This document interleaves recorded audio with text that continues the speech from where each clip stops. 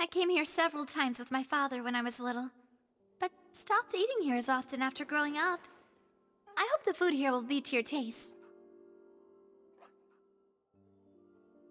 Oh, don't worry. We haven't eaten at a hotel like this in a while. Paimon's getting excited already. In that case, I'll go order for us first. Please wait here a moment.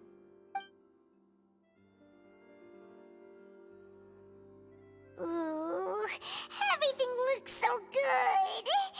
People in Fontaine sure know how to enjoy life. Why, of course. Go ahead, try whatever you like. If the food's good, I'll make a group reservation for the rest of Spina di Rosula next time. And if it's not? Well, then I'll still bring everyone. Albeit with only one dish per table. You, sure have your own way of doing things. Oh, we called this a farewell meal, but we could also treat it like a victory feast, right? We did just win that case after all. Oh, true. Very true. In that case, boss, we'll have another 2 dishes. Huh? Paimon didn't mean that you had to order even more food.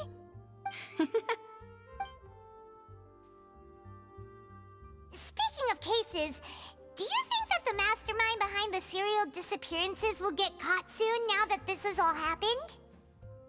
Well, we've certainly taken a big step forward, but I feel that's about it. We know that there's an organization that means to dissolve these young women, but we still don't know what they are really after. If it hadn't happened right in front of us, Paimon wouldn't have ever believed that a person could be dissolved like that. Right? Yet it was because this was such a preposterous notion that the investigation could never really move forward before. Ugh. If only that guy could have finished speaking! We were so close to hearing who was behind it. In such investigations, even the smallest step can seem like a yawning chasm if the trail of clues is cut off. To be honest, I don't have high hopes for any follow-up that the authorities might conduct. It's not that I don't have faith in their ability, it's just that a different perspective is required in some matters. It's easy to guard against and deceive a single narrow perspective. A shift in thinking is required at such times in order to produce a breakthrough, which is exactly why the Spina di Rosula exist. Those highfalutin folk are not all-knowing. That's why we exist. To seep into the cracks where filth falls through, where their watch fails them. That's the kind of problems we solve. Seems Paimon thought things were simpler than they actually are. It's all right. Well, this was supposed to be a farewell meal, so I doubt you have further interest in this business, right? Let's talk about something else. Like, what are your future plans?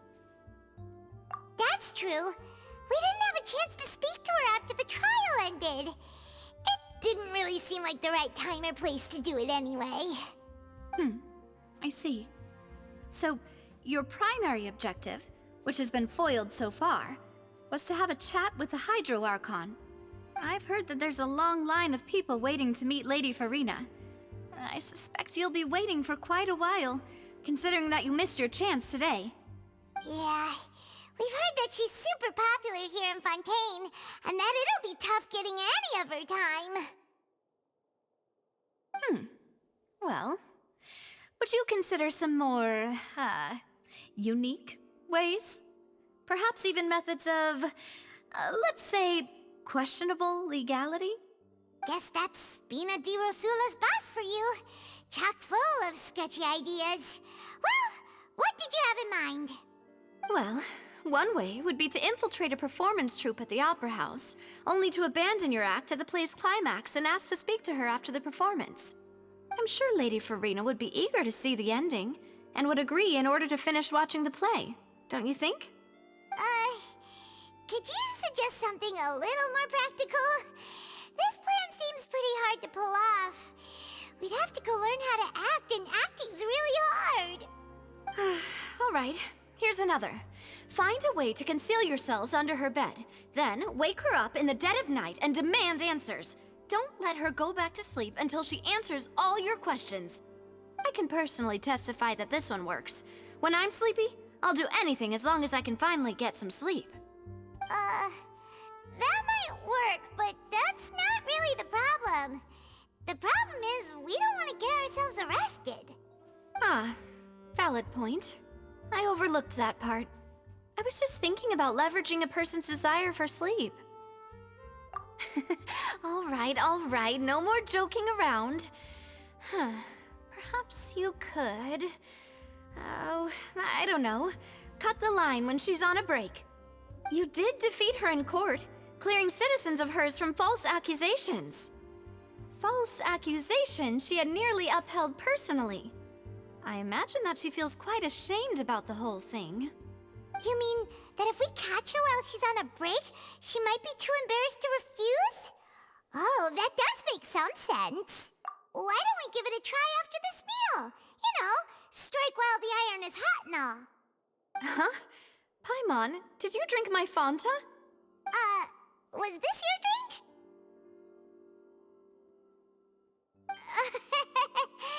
Sorry about that. Paimon wasn't really paying attention and the cup was right next to Paimon. Would you like to order another? No, it's fine. We're just about done here. Alright.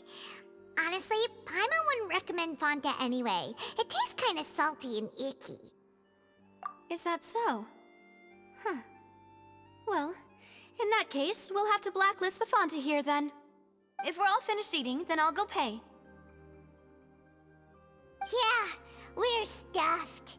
Thanks for the treat, Navia.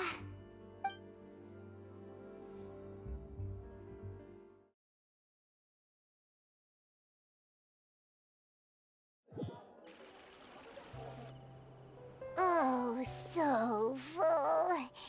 Paimon can barely float anymore. Nah, that would be so... normal. You know, like you. Okay. As for expenses this month, we're left with... Hey, Navia! What are you doing over there?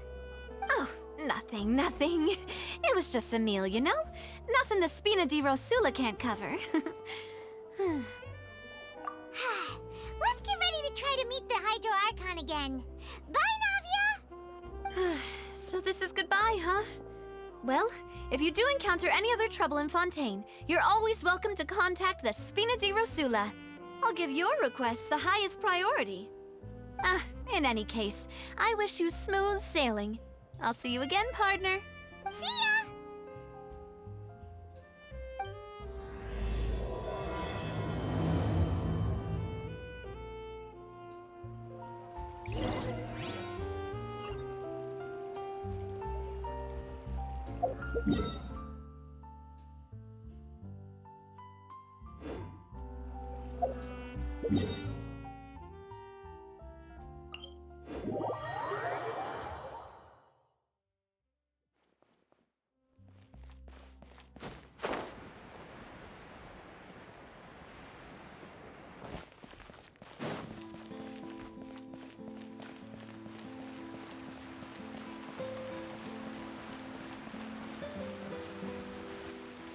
There aren't many people around anymore. Looks like that boat we took to Araneas might have been the last one. Vache. Looks like we're back here again. Huh? Traveler? Are you hearing voices again? Ugh. That's kinda spooky. Are you sure we don't want to come back in the morning? Vache. Vache. Hey, why are you still walking towards it? There might be something nasty in the water. Huh? Hang on. Paimon can kinda hear a voice. It's calling for Vache, right? Hey, traveler? Stop walking! Come on, wake up!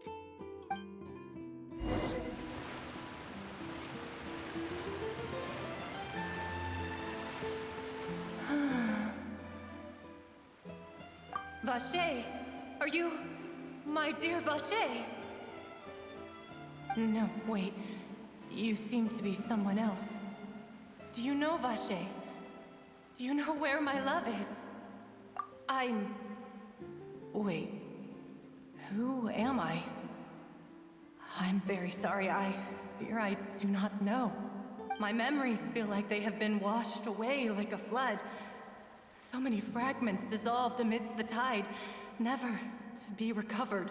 How much have I lost? How many things that I once held dear while on land have I since forgotten? Yes, that is what I was once. But now, I am but the consciousness of one who is lost, therefore. I do not know how I came to be like this either. I only vaguely remember being covered in light blue water, and then all grew dim.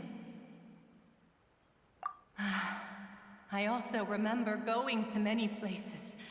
I loved adventure, loved exploring places of peril. No matter where I went, Vache would go with me. I knew how dearly he loved me, and I also loved him equally as much. But now, we can no longer go back. The pain of such parting, I never knew how heavy it could be. No, our reunion no longer has any meaning. There is no way for us to create any new memories. The thought of me gives him no succor. So let it lie forgotten beneath the waters. If you meet Vache, tell him not to look for me. Tell him to move on. That is the only thing I still remember. Perhaps that is so. As I was submerged in the waters, losing consciousness, I saw Vache above the surface. His eyes were filled with such sorrow, such longing. If only I could have comforted him, told him that I did not suffer. Indeed, I had felt a great warmth. Is that what you call it? Dissolving? If anything, I consider it a form of release. It was a state of neither fear nor frenzy, with only an endless peace, like the water's still surface.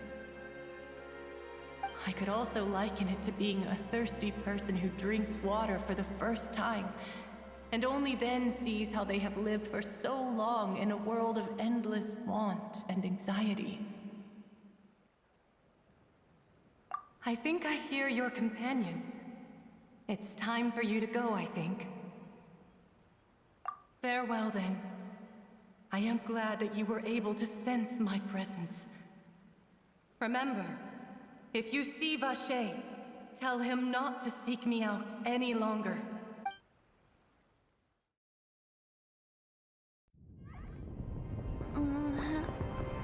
Wake up! Come on, hurry! Navi is outnumbered!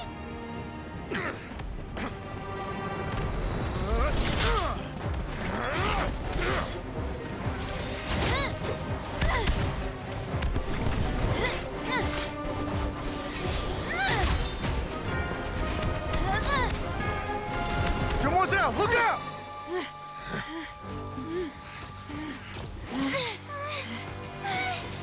Dear God, it's a whole army of Gardamex.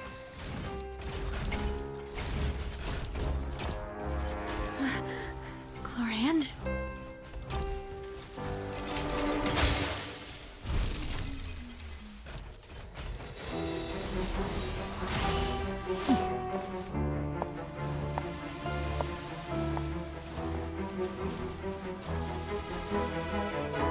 Quick, now's our chance!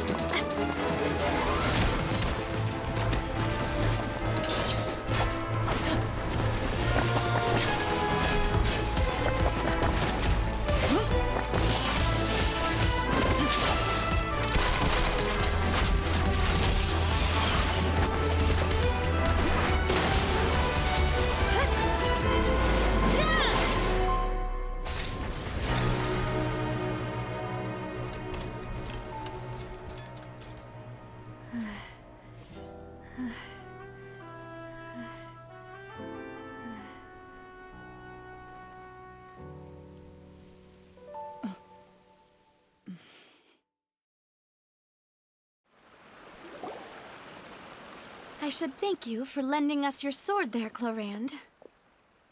But before I do so, could you explain how you managed to show up here? I followed you. It seemed to me that danger has followed you more closely as of late. I believe that following someone without their knowledge is actually called stalking, is it not? Mr. Callus's last wish was for me to ensure your safety, and I will not betray his trust. He would do the same, were he alive today. Do not speak of my father! Sorry, demoiselle. I was not strong enough. Thank you for your aid, Miss Clarand, but do keep an eye out for your manner of speech. I believe we all wish to avoid unnecessary emotional harm. Sorry, I did not consider your feelings. Whatever. What else do you know? How did you come to the conclusion that I'd be in grave danger? I doubt I know much more than you, but I believe that the mastermind behind the serial disappearances is very powerful. Your performance tonight will almost certainly attract their attention. I'm sure they've known about me. To be honest, I'm shocked it's taken them this long to act against me. And what about these Gardamex? I thought only those associated with the Maison Gardiennage could control them. None of these mecha have serial numbers. I was sure to check a moment ago. They are not the ones used by the authorities to enforce the law. I can only conclude that some powerful or wealthy party must have obtained them via illegal means, deploying them as a private force of sorts. What? Your point being that they're out of Spina di Rosula's league, then? Yes. Be careful, and do not act rashly. I will continue investigating no matter what. We will bring the truth to light. That's my father's true last wish. Regardless, thank you for your help today, Clarand. But if you get any ideas, tell me first. I don't much appreciate being followed. I do not think that they'll strike again anytime soon. So I shall stop following you. Good day, all.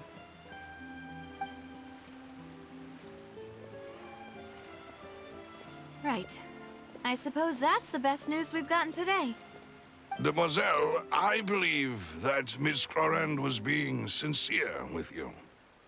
If we tried, we could attempt to thaw relations a little. I know, she's... Oh, thank goodness! Paimon thought we were done for! Those Gardamex came out of nowhere while you were unconscious, and Nadia and her gang saved us!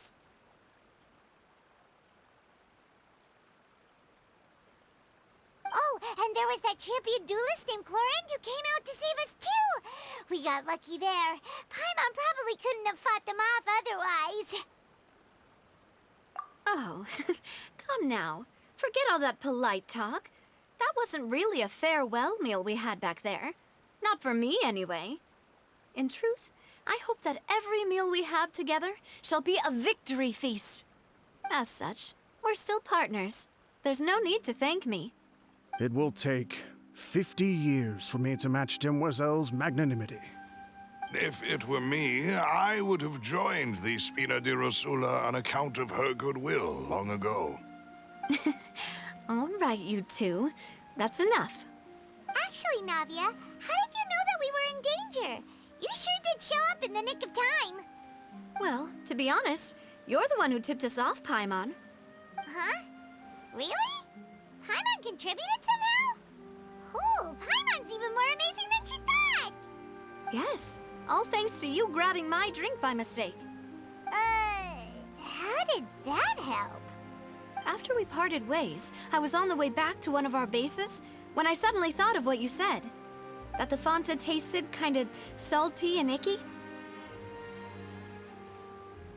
Fanta only comes in sweet flavors, so how could it have tasted salty? The color of the drink, if I recall, had also been a bit off. So the Fanta had been spiked with water from the primordial sea? Yes. So, if you hadn't drunk that cup for me... Spina di Rosula is preparing the grandest of awards for you as we speak for saving the boss. Huh. Really? sent people to Hotel de Boer to investigate, but whoever did this left no trace at all. That's when I figured out that you might be in danger, and hurried here as quickly as I could. But why would they go after us too? All we did was defend Linny in court and help clear his name. Ugh, now we're caught up in this mess too, aren't we? Well, you did foil a plan that they were probably pretty proud of, and almost got their name in the process. Speaking of which, did anything strange happen when you drank the primordial seawater? Well, it can't be coincidence that the traveler fainted just now. She said that she heard that voice calling for Vache again. Oh, and this time Paimon heard it too, but it was real faint. Does this situation have to do with the primordial seawater then? Does that mean the primordial seawater raises someone's sensitivity to hydro when it's used on people who are not from Fontaine? That doesn't sound like too much of a bad thing, to be honest. New intel? While you were out cold? Well, let's hear it, shall we? Oh, that is important. Vache. That name doesn't ring a bell. I suppose he hasn't stepped forward as a witness in court lately. Since he saw that young woman dissolve, he was at least at the crime scene. But he never gave testimony or any information regarding people dissolving in the primordial seawater. Could he have been threatened? Yes, thank you. This is very important information indeed. We will continue to investigate. Oh, you mean you'll help us investigate? Well, you did say that our farewell meal didn't really count. That means we're still partners, right? And besides, we're in this now whether we like it or not. You're not gonna let those people who targeted us get off the hook so easily, are you, Traveler? Demoiselle, do try not to look quite so pleased. You are the face of Spina di Rosula, after all. You talk too much. Well, in that case, let's head back to one of our bases, shall we? I'll arrange accommodations for you. We also have some plans to go over, and hopefully we can deepen our bonds as partners. But we'll take that one step at a time, I guess. Don't worry, you two. With us around, our base is definitely secure.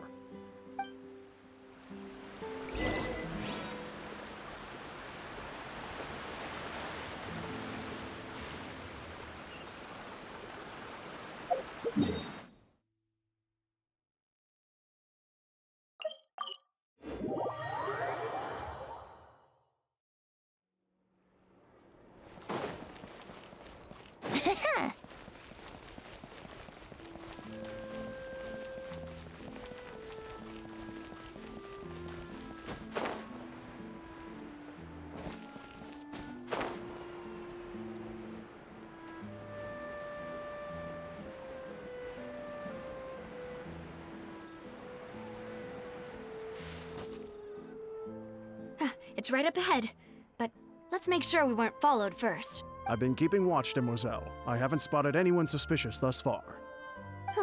Very good. But let's not let our guard down for now. I shall find rooms for our respected guests. Thank you, Malus. Now, let's continue, Traveler.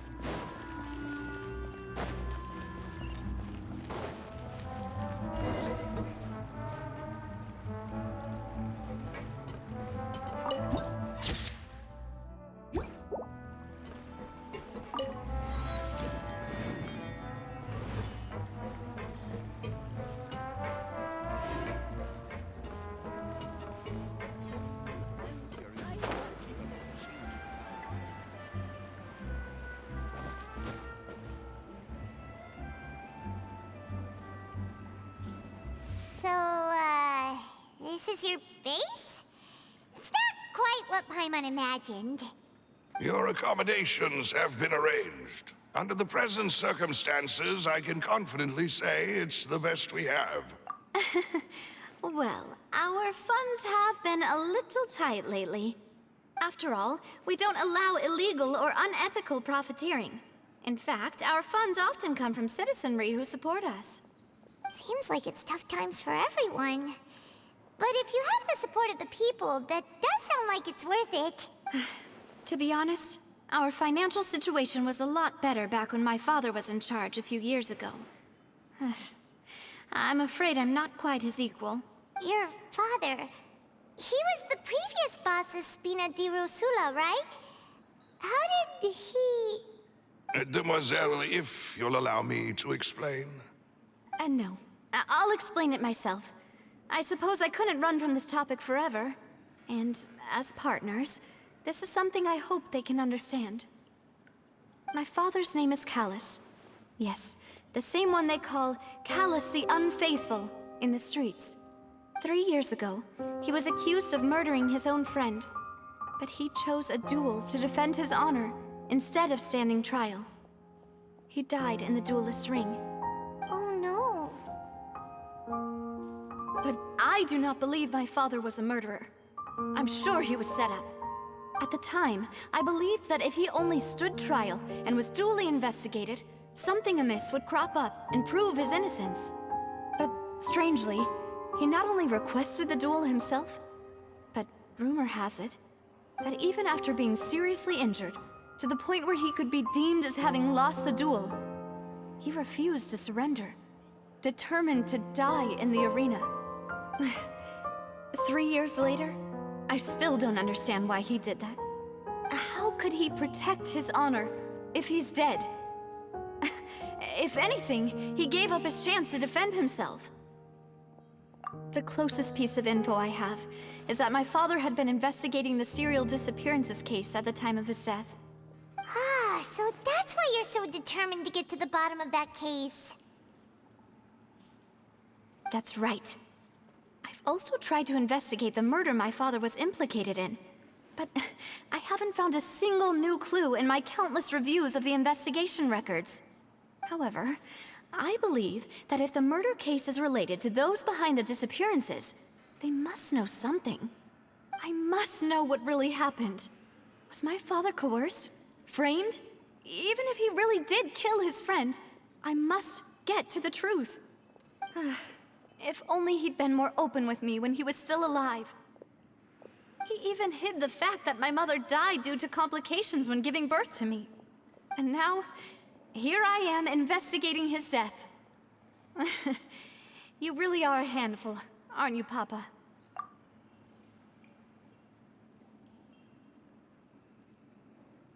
Demoiselle, please, if there is anything I can do, anything at all. I also will never believe that Master Callus murdered anyone. There are none whom I respect more than the two of you, Demoiselle. Master Callus did so much good in life, yet all it took was one murder case for him to be dubbed Callus the Unfaithful. Even our supporters decreased greatly due to that incident, hence our strained finances at present. Wait, if Callus was such a good man, wouldn't people at least be a little suspicious when he was accused? No. Perhaps people just revel in that kind of drama. It's not something exclusive to people from Fontaine, really. Everyone's like that. People love watching the evil turn over a new leaf, but they also enjoy watching good people fall into an abyss from one slip-up just as much. But how could... never mind. If Callus was really falsely accused, we have to find the truth. He didn't deserve to have that happen to him. There is one other thing. Master Callus's opponent in the duel was Ms. Clorand. Oh, her? Well, then, isn't that as good as saying that she was the one who killed him? Yeah, that's not the sort of thing that you can just let go and move on from. Miss Clorand has always placed great emphasis on the honorable nature of the duel. If her opponent doesn't yield, she will not stop either. She knew Master Callus beforehand and greatly respected him, but seeing how he was resolute in the arena, there was only ever one choice she could have made. It's not that I don't understand her at all, but I just can't deal with this yet. Don't worry, Navia. Paimon knows how you feel. You don't have to force yourself to do that. Afterward, Miss Clorand told us that at the start of the duel, Master Callus requested that she ensure Demoiselle Navia's safety. Yes, that is our understanding as well. Oh, Papa. What madness drove you to ask the person who killed you to take care of me? All right, anyway, that's the information I wanted to share with you. Even if it did sound like I was just complaining towards the end. Thanks. You two should go and rest. This was quite a day after all. Yeah. Paimon's feet. Please, relax and get some sleep. We will ensure you rest soundly.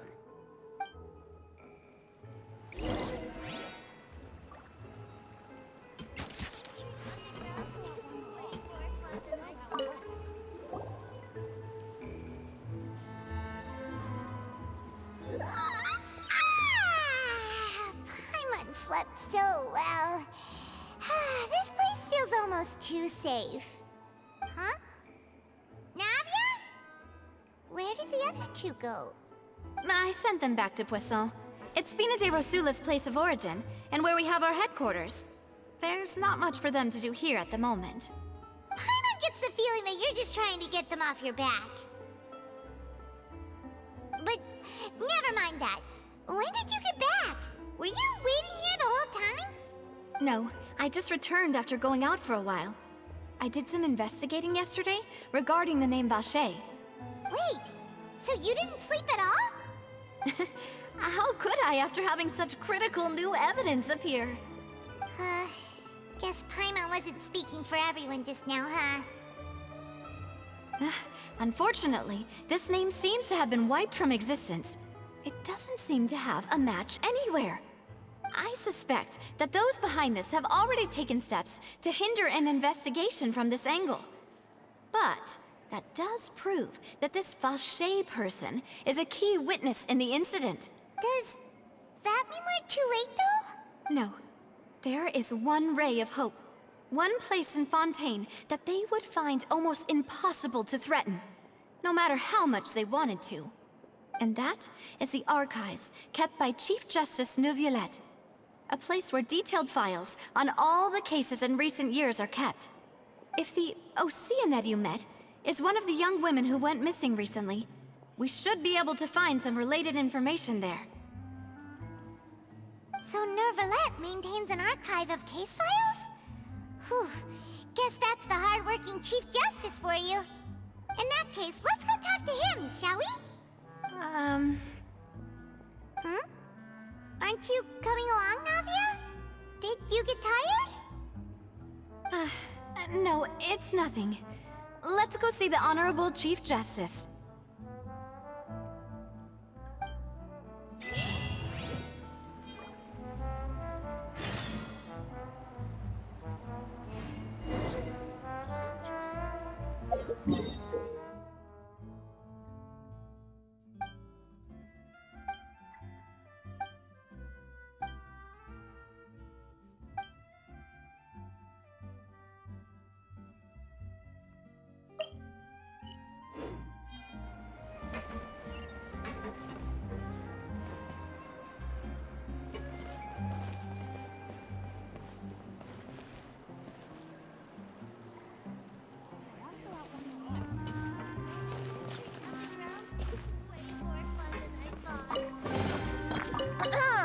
Have you heard the Ballad of the Treasure Chest?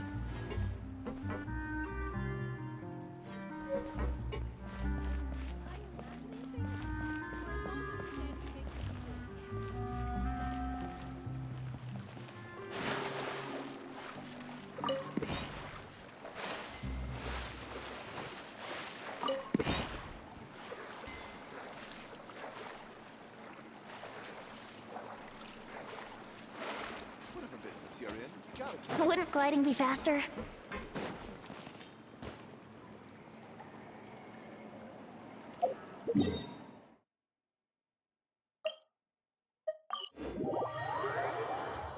The palais is right up ahead. Come on.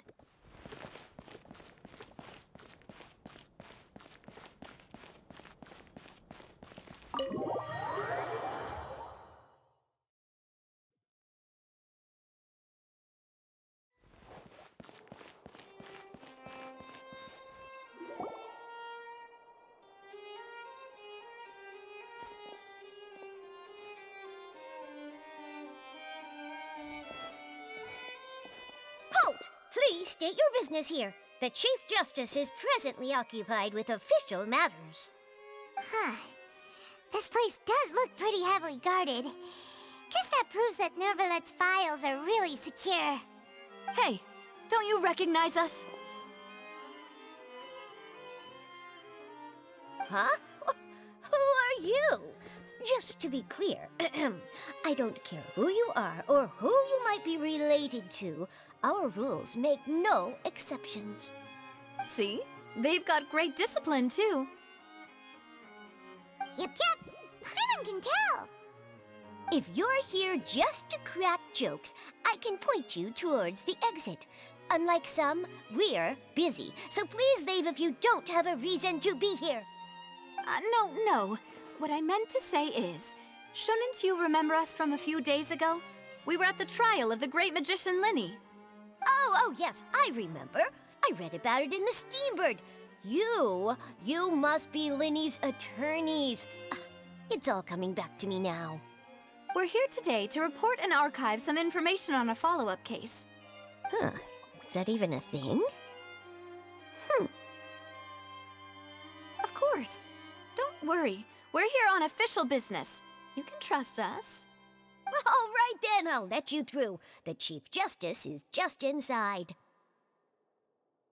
Thanks so much.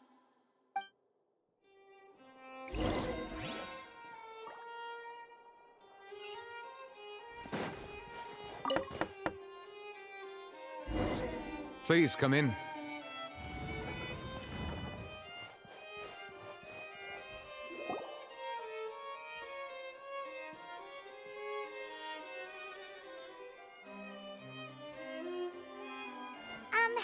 Sorry to barge in, Monsieur Nervalet. We only lied to get in because we didn't know any other way. It's all right. Please let me know how I may be of assistance to you.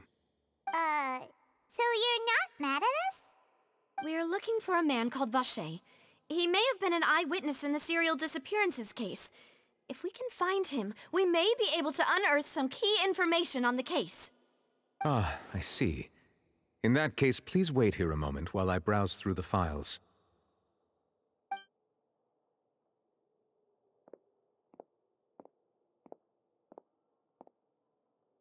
Who knew that Nervalet would be so easy to talk to?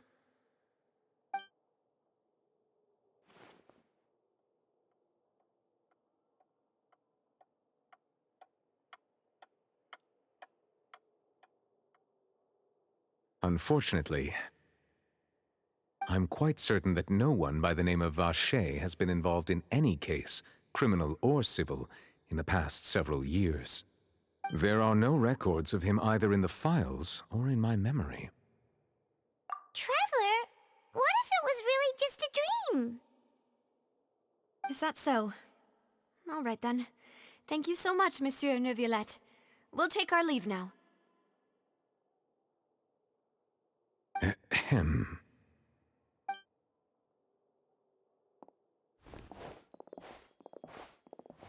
Miss Navia, I can understand how you feel. Your father, Callus, was a truly exceptional man. We deeply regret his passing. And what are you trying to say, Monsieur Neuvillette? Are you trying to console me? Extend your sympathy? Or just express some tendril of regret? No. You are not trying to do any of that. I can hear it in your voice. There's no emotion behind your words. You only said those things because you felt like you should. It's just like last time. After my father took his place in the duelist ring, I pushed through the guards to talk to you as a last resort. You even told me then that you thought there was something fishy with the case, yet you still allowed the duel to go ahead. In your eyes, the value of a human life is nothing compared to those cold laws you hold so dear. If you truly regret my father's death, then why didn't you call a stop to the duel? Why didn't you give me the power to stop him from throwing his life away? Why did you just let him die, despised and hated by all? Everything was hanging on a thread at that moment. Just the tiniest effort could have changed. There are still so many things I never got to tell him. So many questions he still owes me answers to. If you really have no heart, then just look me in the eyes. I, Navia, will show you the true meaning of regret. I'm sorry, Miss Navia. You and my father are truly alike. You keep all kinds of things in your heart and never say a word to anyone. It's not so much that you can't feel, but that you would never express anything. Oh well. In any case, everyone already knows full well the apathy of the Chief Justice. My apologies for taking my emotions out on you, Monsieur Chief Justice. Let's go, Traveler and Paimon.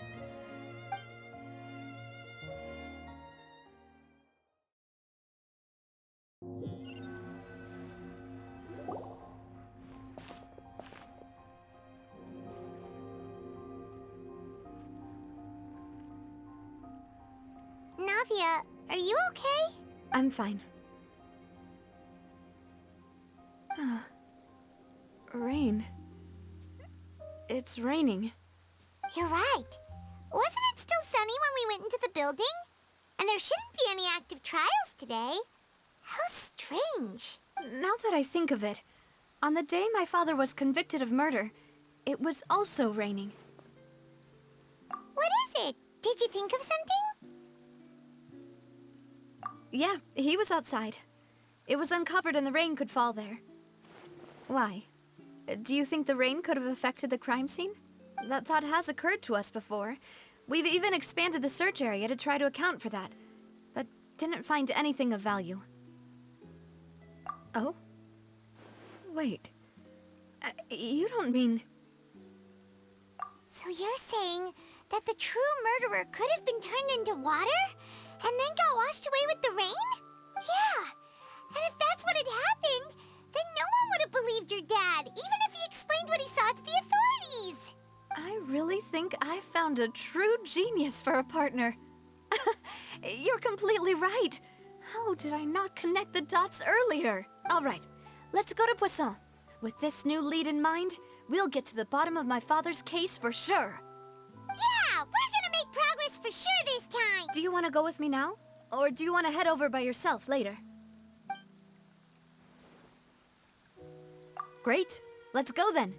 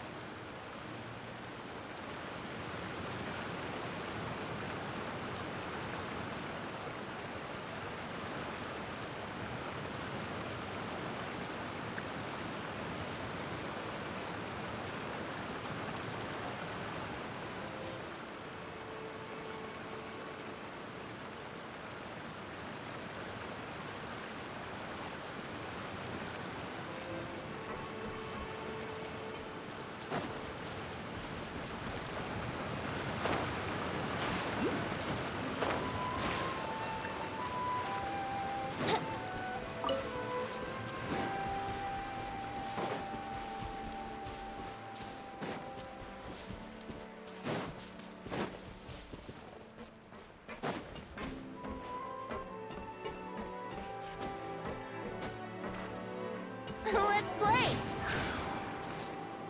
Yahoo!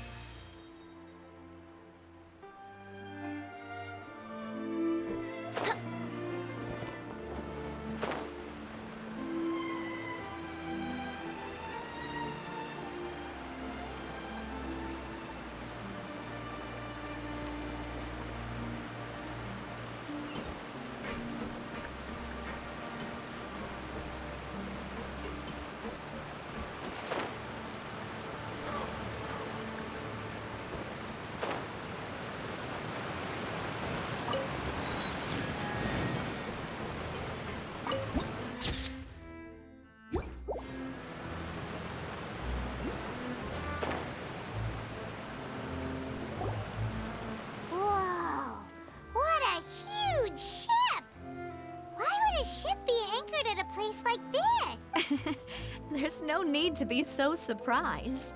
While it may look like a ship, it's actually Spina di Rosula's headquarters. My father was the one who asked for it to be built like this. Perhaps our taste in exterior design is the only thing we occasionally had in common. A gigantic and glamorous ship embodies discovery, opportunity, ambition, and conquest. It symbolizes Spina di Rosula's bright and limitless future. And Paimon thought you were bluffing when you said Spina di Rosula had a glorious past. Paimon was confused why a group with such a history would live in the sewers. But now that Paimon has seen this ship for herself, she's been convinced. Well, Poisson is where Spina di Rosula began, after all. It's our main base, our home.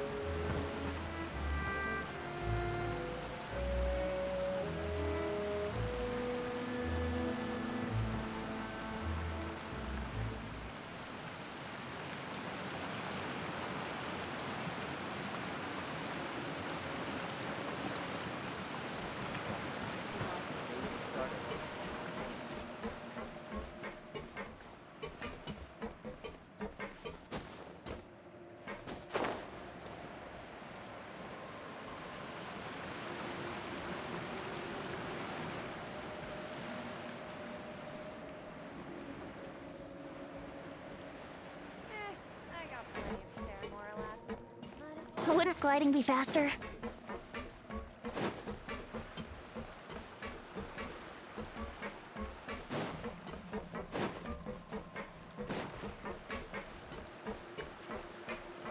Wouldn't gliding be faster?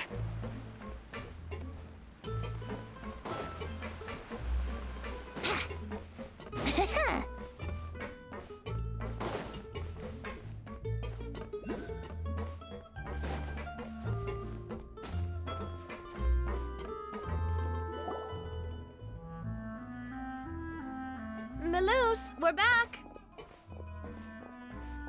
Apologies for the wait, demoiselle, and our most important partners. You said before that you still had some business at the court. What brings you back to Poisson so quickly? About that. It's because my partner here reminded me of something really important. You see, what if my father's case had something to do with water from the primordial sea? You still remember, right, Melus? On that night, it was raining? Yes, the case was quite similar to that of Mr. Linney's. Both were what you'd call impossible murders. Could you tell us a bit more about what happened before? Yeah, of course. Many years ago, something called synth began to gain popularity in Poisson. At a glance, it was a kind of drink that could excite your mood and produce many pleasant hallucinations. Wait! Didn't that guard guy who turned into water also mention that the primordial water could be used to produce some kind of potion? Yes, he did. Considering what we know now, it's almost certain that synth is created using water from the primordial sea. If you drink synth for an extended amount of time, you'll suffer many side effects, such as losing the ability to focus or control your emotions. And if you were to stop drinking it completely, you'll experience flashes of paranoia and anxiety while lacking energy to do anything. It's an extremely dangerous substance. As he oversaw Poisson, my father was compelled to put a stop to synth abuse and called for a complete ban of it. Boss's uncompromising attitude incurred the synth vendor's wrath, but no matter how much they threatened or bribed him, he refused to yield. Not only that, Boss became determined to find the mastermind behind the synth operation and put an end to the problem once and for all. Yes, but the enemy was very cunning. So he could never get anything out of the dealers, all of whom only sold the stuff and weren't privy to the rest of the operation. Recognizing that, my father decided to contact the dealers in secret and cultivate personal relationships with them. Finally, he was able to convince someone to become his informant. The man's name was Jacques. He felt greatly ashamed about his work after seeing many families destroyed by synth abuse. That night, my father hosted a banquet at his countryside estate. He planned to meet up and exchange information with Jacques over some food. But then, we heard 2 gunshots from the courtyard. We raced to the scene and found my father, still holding a gun, and Jacques, who was already dead on the ground. Huh? How did that happen? Aren't they on the same side? Sounds just like Lenny's case, doesn't it? In both cases, the culprit seemed obvious, but neither appeared to have any motive at all. Looking back on it, though, I now believe the most important clue was something we all overlooked at the time. There were pieces of clothing left at the scene. Precisely. It's all thanks to you that I made the connection now. Back then, we all just thought they were some costumes that Jacques used to disguise himself at the banquet. But, considering it now, it's almost certain that they belong to a third person at the scene. With one extra person, we'll also need to reconsider why the 2 shots were fired. You're right. We still don't know what happened. But my intuition tells me that we're on the right track to figuring it all out. I'm finally headed towards the truth. Jacques was an empathetic man who was infinitely remorseful for his past actions. It's unlikely that he turned on Boss with 0 warning. I think this third person is probably the key to the full truth. On that note, however, even though this will not please you, demoiselle, as your and your father's butler, I must still offer a word of warning. Our opponent is insidious and cruel. They are extremely difficult to deal with, and Boss has already lost his life trying to bring them to justice. Even though Spina de Rosula has lost most of its former glory, Poisson has welcomed a new time of peace, and we have been allowed to live out our lives. There is no need to follow your father's path. It would be both wise and in line with Boss's wishes to step back and give up on the case. If that's indeed what he wished for, then he should have told me that himself. Was I not the closest person to him? And yet, I was the one most kept in the dark. What was the point of him dying without sharing any of the secrets he knew? Did he manage to protect anything in the end? Synth is still here. Callus the Unfaithful is still his epithet. And Spina di Rosula is barely getting by. Nothing has changed. Did he think I'd just accept his meaningless death and live out my life just as meaninglessly? I've never accepted that. Ever. Not since that day, and certainly not now. I want to find out the real answer for everyone's sake. For the missing... Avia. This is indeed the best moment to act. Your partner appears to be quite reliable, and more importantly, demoiselle, I think you're also ready to take this on. So you do know something else, Malus? Yes, I do. In fact, even before that banquet, Boss already knew of the connection between Synth and the serial disappearances case. But what drove all the tensions to the boiling point was the revelation that you, demoiselle, had been selected as the next target to disappear. What? Boss also didn't tell you that he had been diagnosed with a rare illness. The doctors told him that he had no more than 5 years left to live. And the serial disappearances case caused him great anxiety. 5 years was nowhere near enough time to resolve this long-standing conflict. But once he passed away, all the danger would pass on to you. Knowing all of this, he decided to use one final intimidation tactic before his death.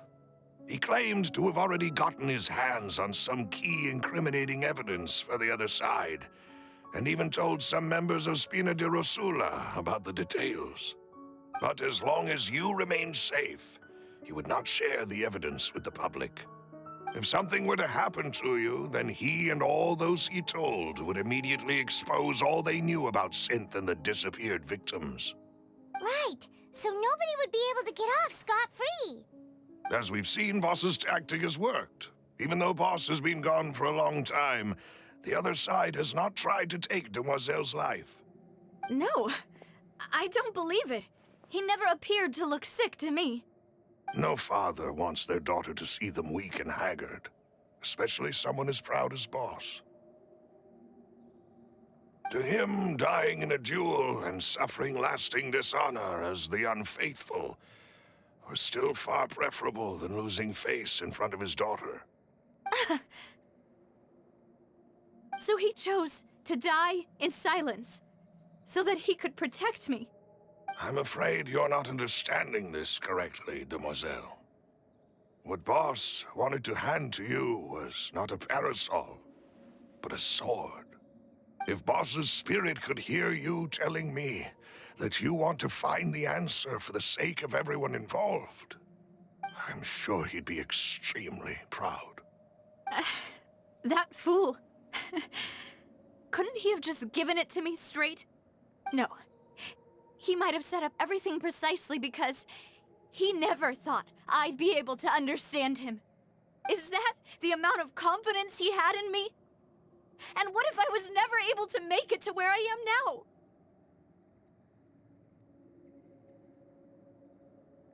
Yeah. I suppose that's true.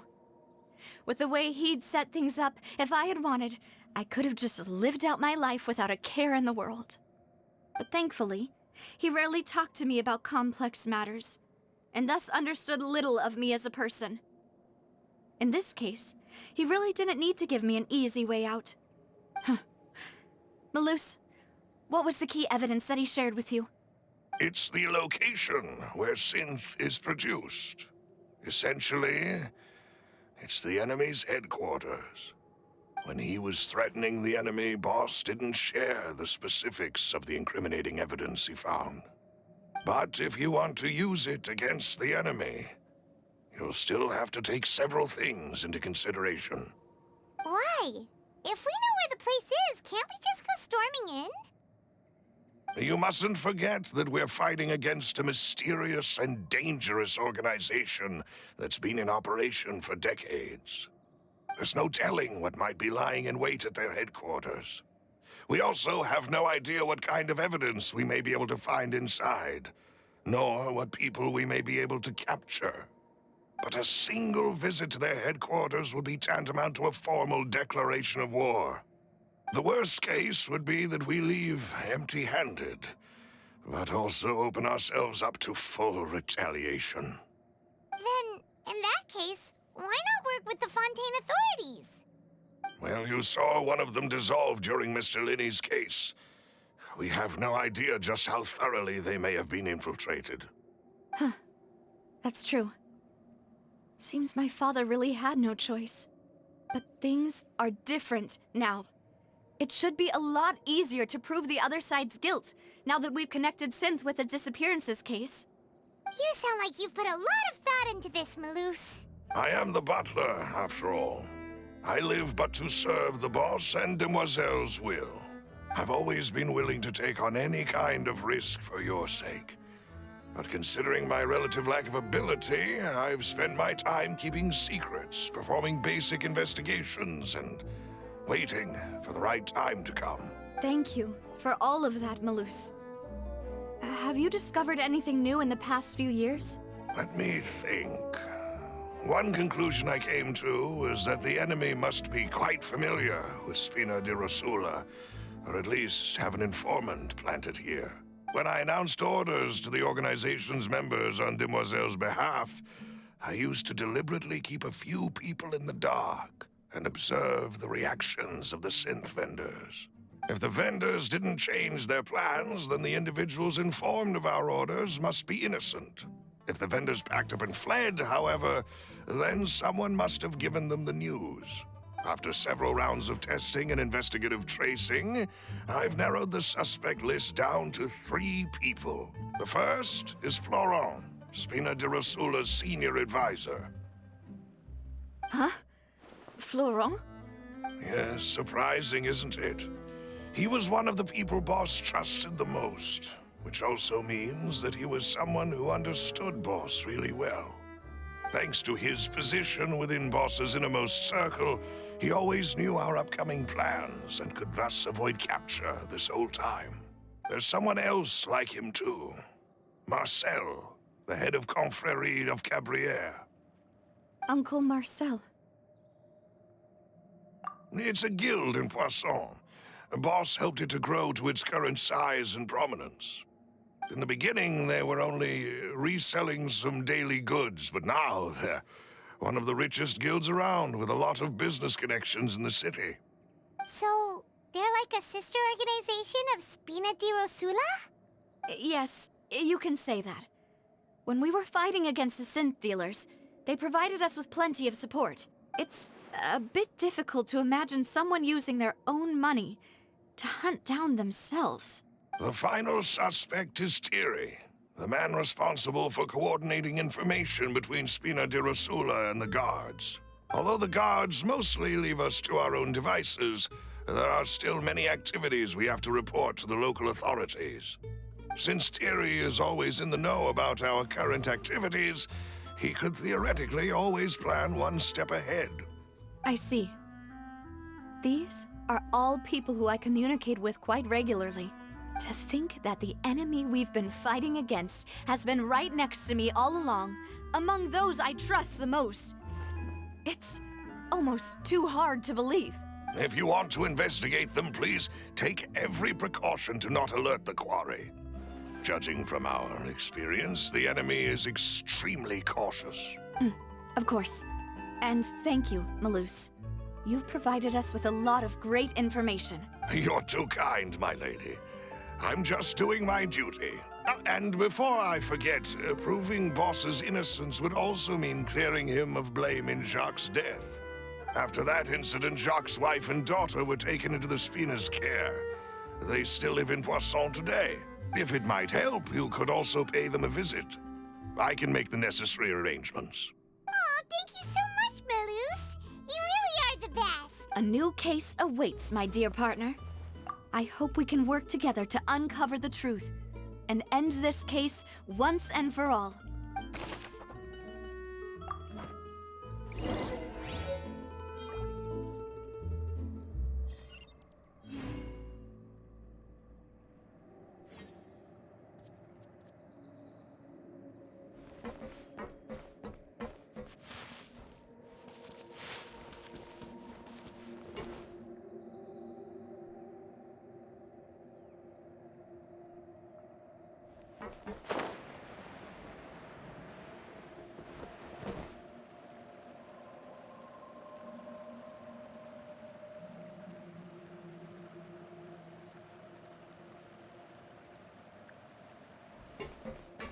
Here we go.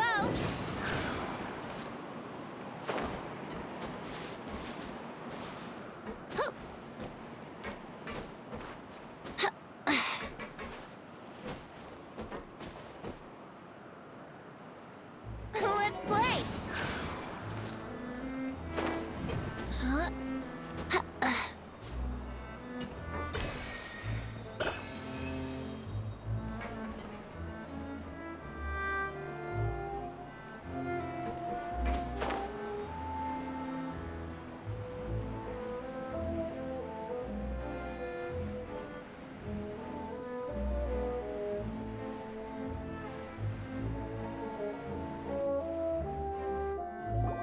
It is settled, then.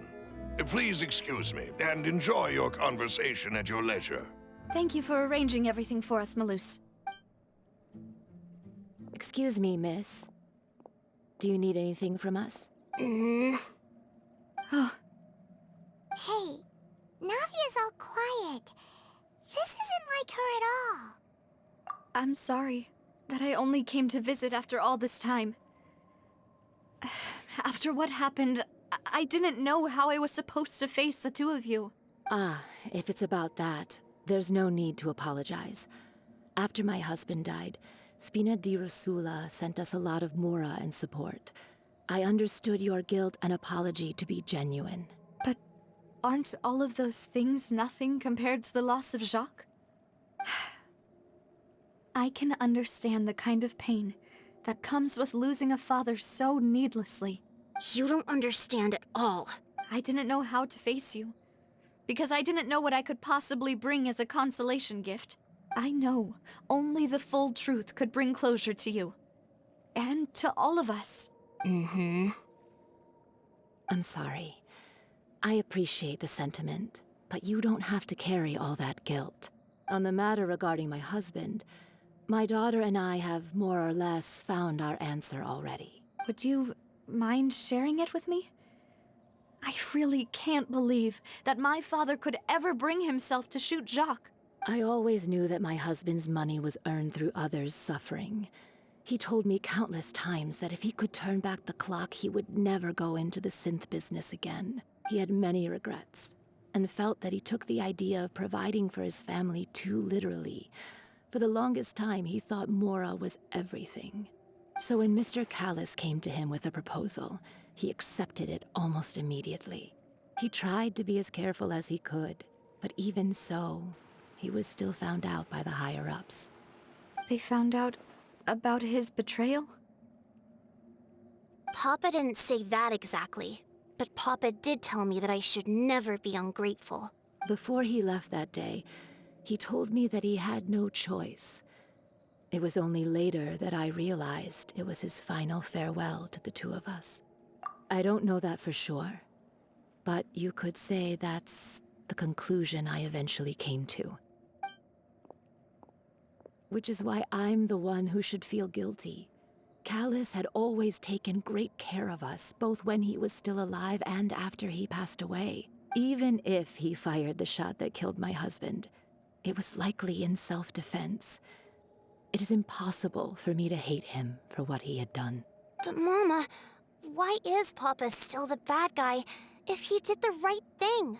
Papa always wanted to be a good man, so why did he have to do a bad thing in the end?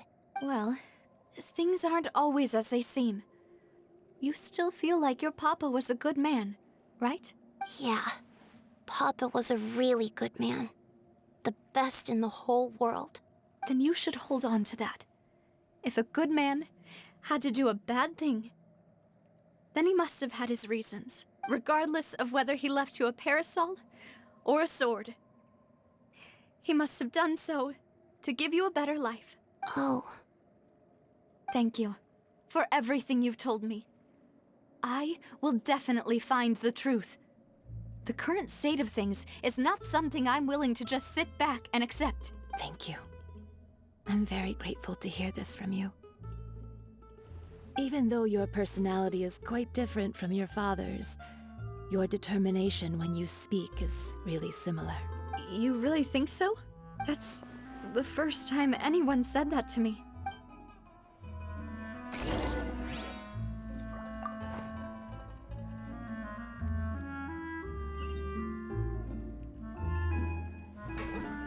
Are you okay, Navia? I'm fine. Don't worry. Let's investigate the 3 suspects next. Laurent should be nearby, and we should be able to find Thierry and Uncle Marcel in the city. I'll get my...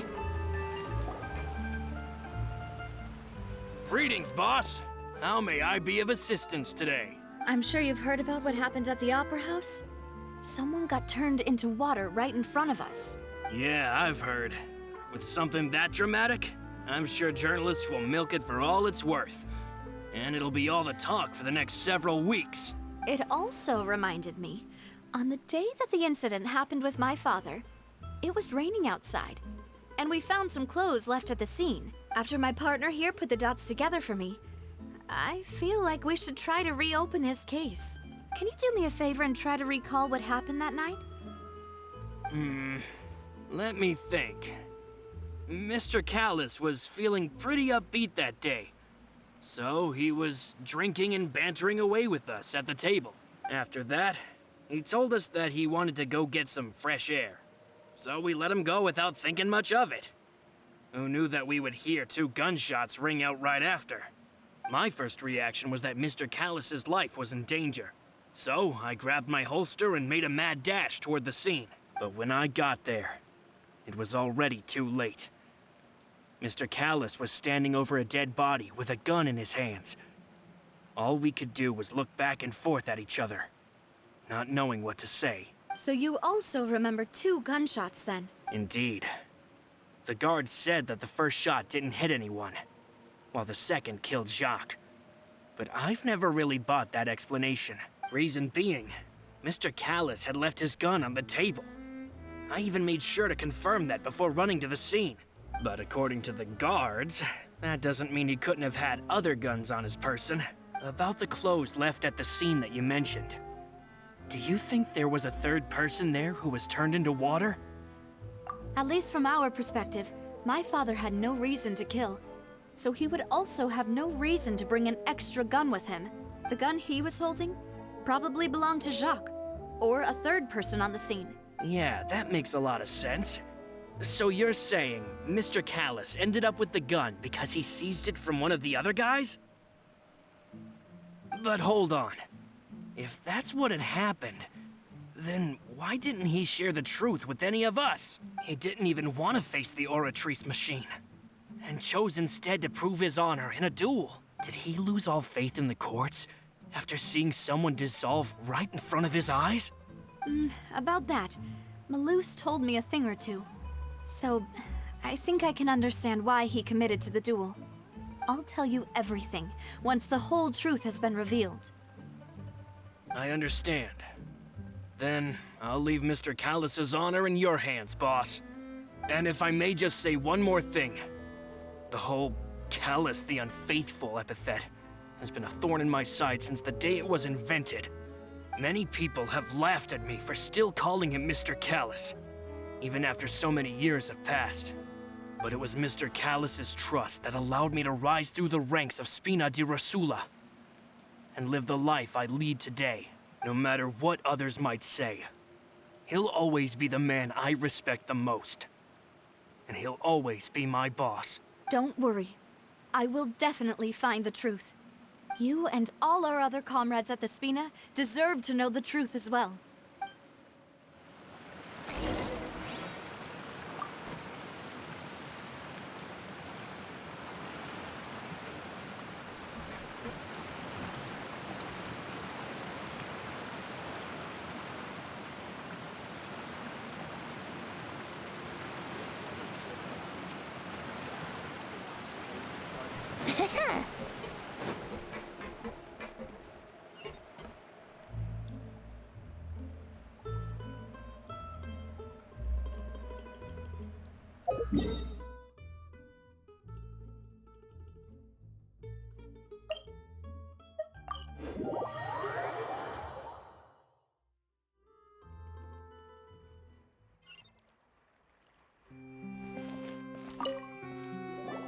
Hey, Thierry!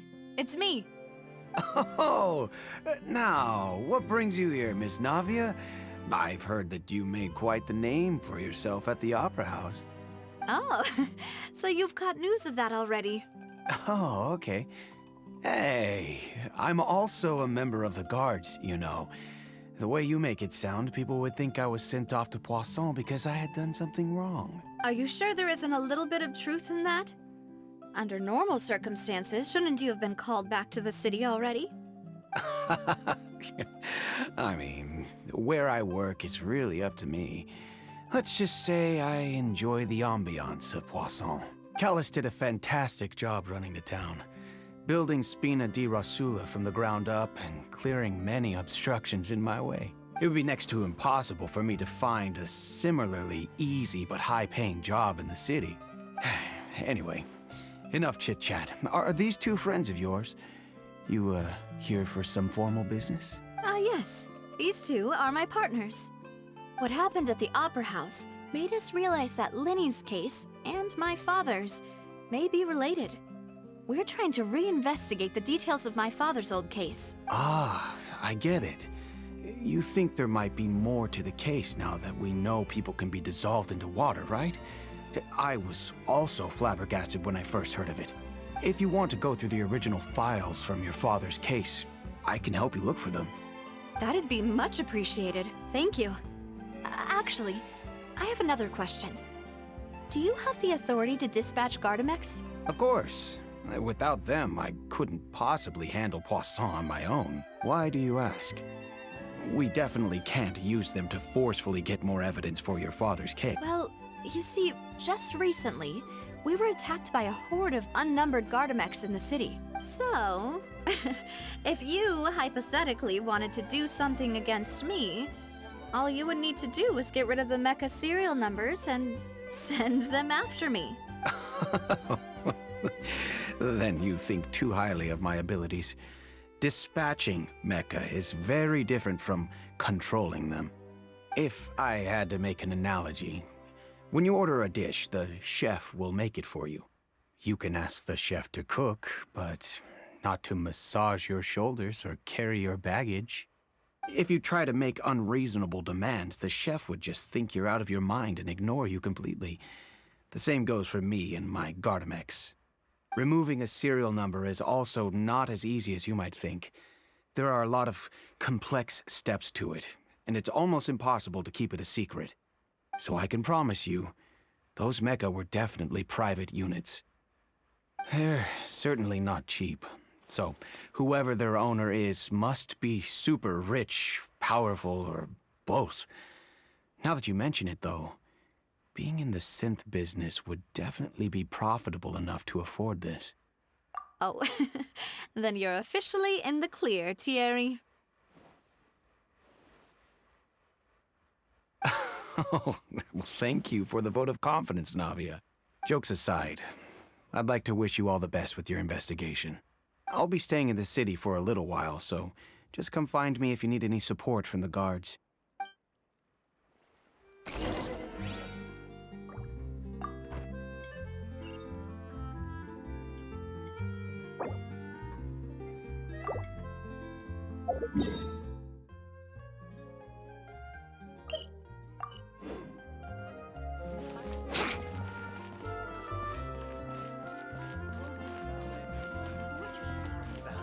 Unlimited Mora or unlimited time?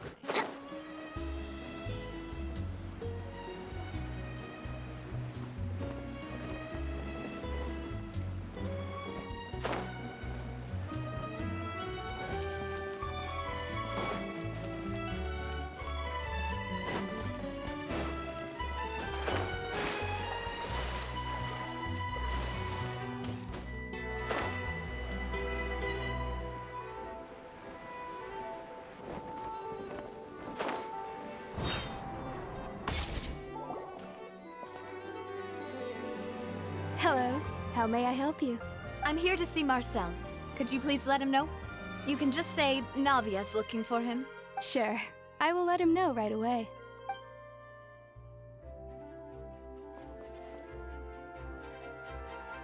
Ah, Navia, hello. Sorry to keep you waiting. I'm not as young as I used to be, so my legs are giving out a bit. Oh, it's all right, Uncle Marcel.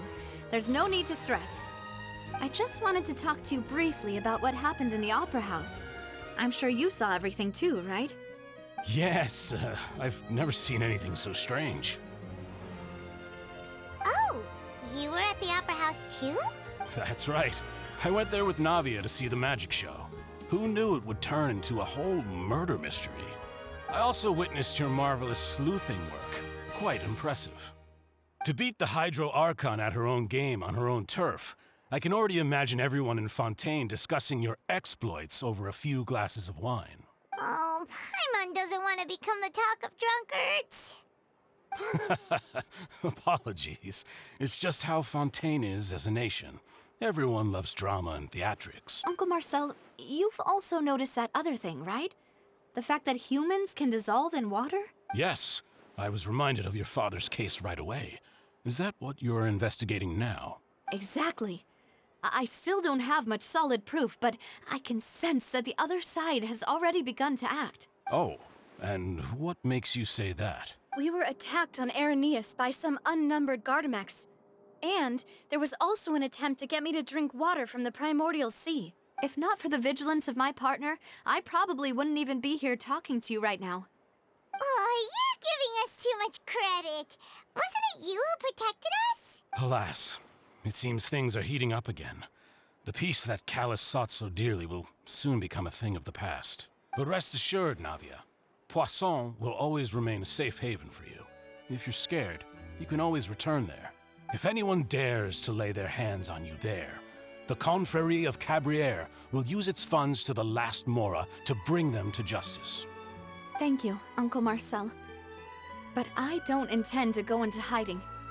I'm going to strike while the iron's hot. Do you have any new thoughts on my father's case? About that. Sorry, my age is catching up with me, so it'll take me a while to recall my memory. The Confrérie was responsible for that banquet, so I was out and about the whole time making sure things were running smoothly. I didn't even have the time to drink with the guests. Then I heard the sound of a gunshot, and the rest was history. Oh, it's okay. No need to push yourself. We'll ask around some more, see if there are any valuable clues elsewhere. Sounds good. Just let me know if you ever need Mora. All my wealth comes from Callus's patronage and support. I'll spend however much it takes to clear his name.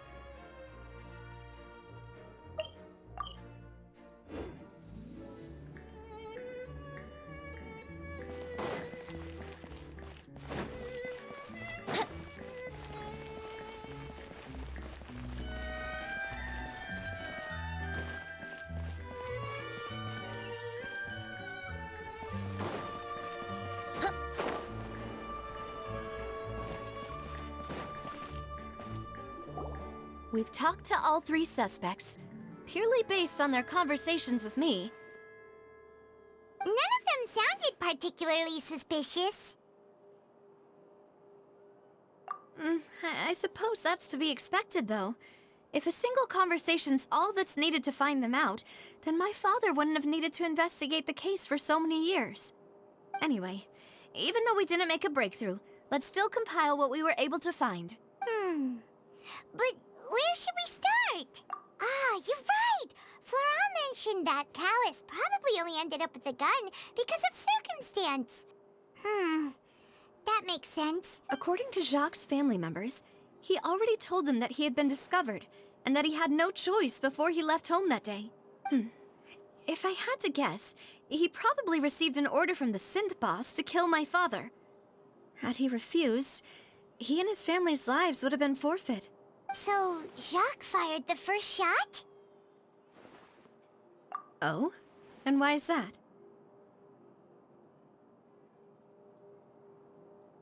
Ooh, that's a good point. Jacques probably already knew that he was just being used as a tool for murder. And once he had completed his mission, he'd be of no more use to his boss. So, what would make more sense from his perspective would be to turn his back on the Order and seek protection from my father. Makes sense. But without evidence, that's still just a theory. Besides Jacques, the attack from the Gardamex has been bothering me quite a bit as well. It's obvious that our enemy has become more antsy after the secret of the primordial seawater was revealed. Do you think he knew, even then, that we'd follow this lead to the end? Given everything that's happened since, it's quite possible. But who among the three suspects would have the ability to control privately owned Gardamex?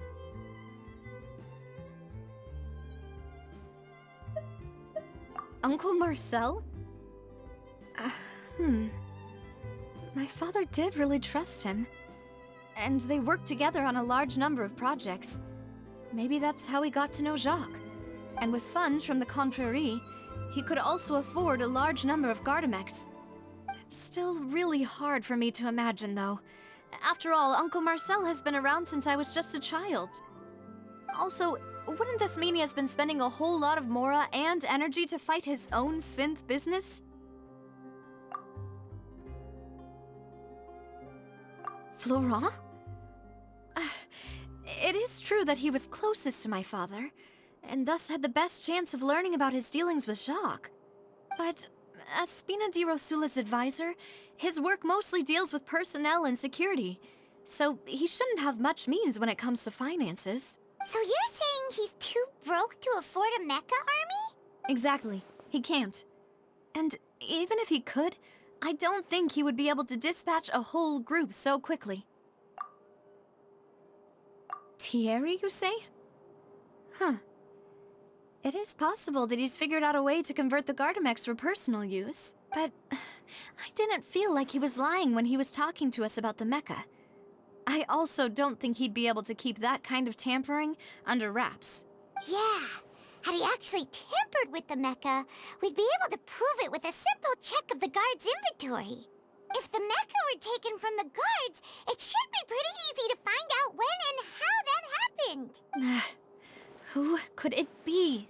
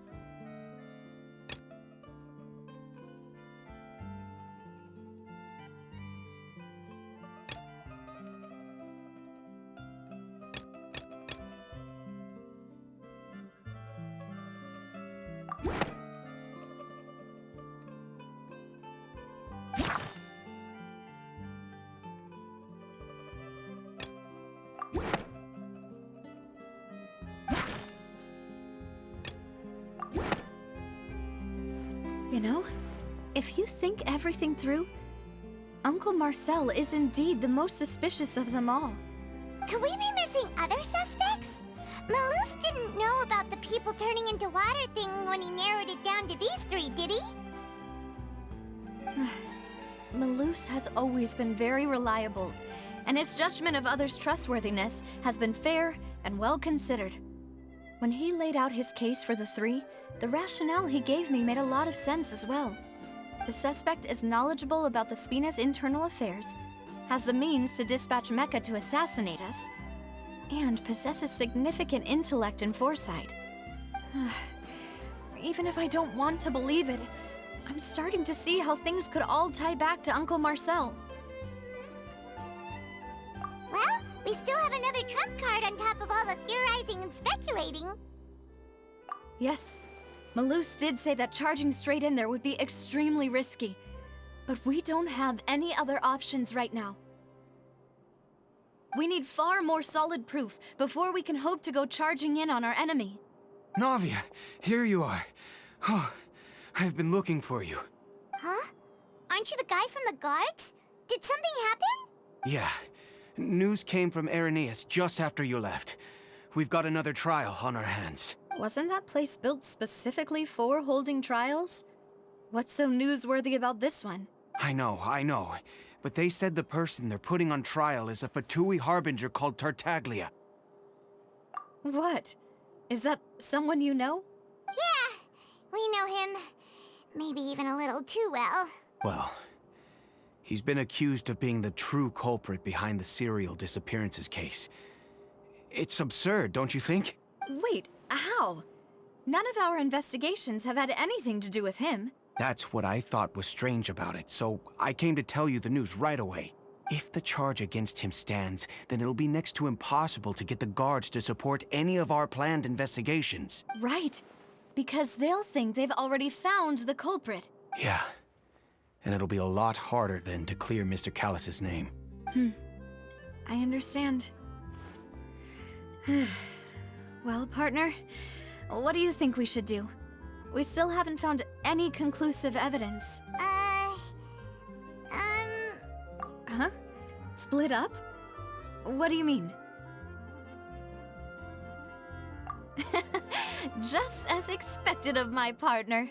Since this is a trial about the serial disappearances case, the culprit's attention will be focused on Irenaeus, leaving his home base wide open. You're right.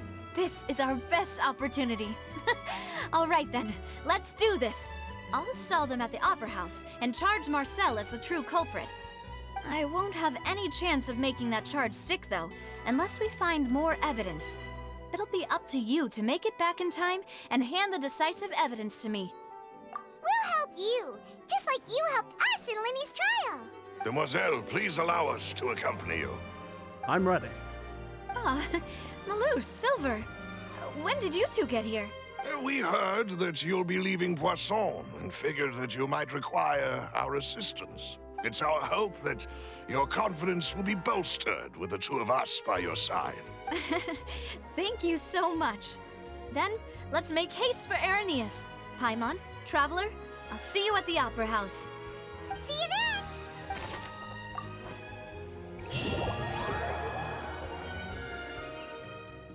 Now that Navia has set out for Irenaeus, we should also get going.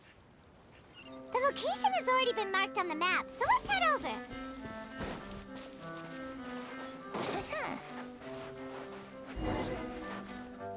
Huh. According to Malusa's info, the synth production base is underwater. Let's go and try to find the entrance.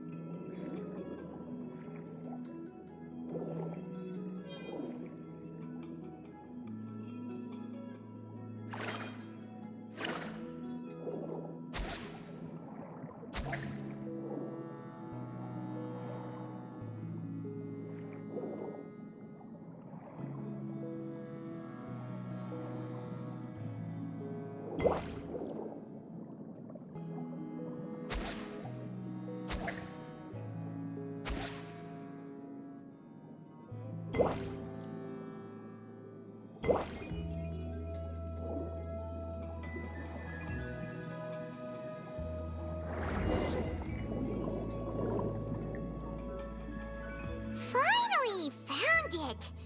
Huh. So this is the entrance that leads to the synth production base. It sure doesn't seem out of the ordinary at all. Ah, you're right. An important place like this is bound to have a ton of protective measures and mechanisms. Navia's probably arguing up a storm right now to stall for us.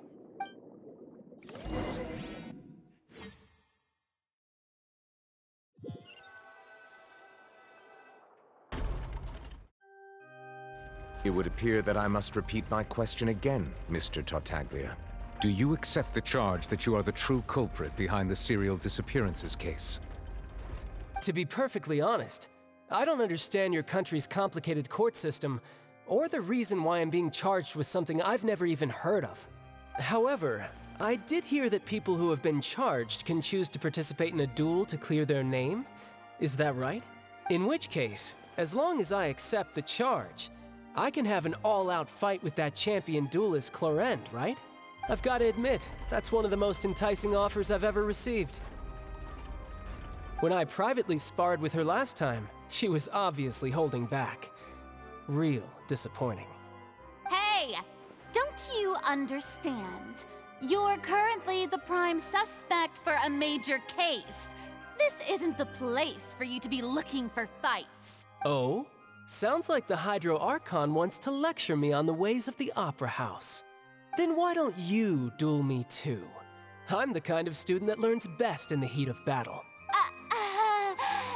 No. That's not what I meant. Alas, it would appear that communication with the defendant is going poorly, and we have made very little progress. In that case, let me explain everything from the very beginning again. The goal of this trial is to determine the culprit behind the serial disappearances case. That case had nothing to do with him! You've got the wrong man! Huh? What's going on? Why is she interjecting again? I told you it couldn't be one of the Fatui Harbingers. Miss Navia, this is the second time you've interrupted the court proceedings.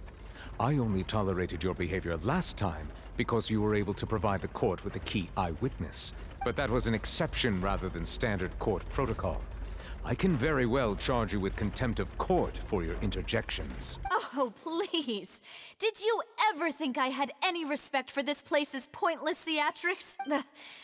We can put that discussion aside for now. I'm not here to argue with you. I'm here to charge the true culprit behind the serial disappearances case. And if my charges prove true, then Tartaglia here will be proven innocent by default. Correct? Oh, a young lady has charged in and offered to clear my name. How fascinating. Well, I'd gotten half bored to death by all these rules and procedures anyway, so I'll take you up on that offer. So, Your Honor, is there nothing else for me to do now? You may take a seat for now in the audience, but that doesn't mean the suspicions against you have been lifted. Now then, Miss Navia, who is the person you would like to charge instead? That person is...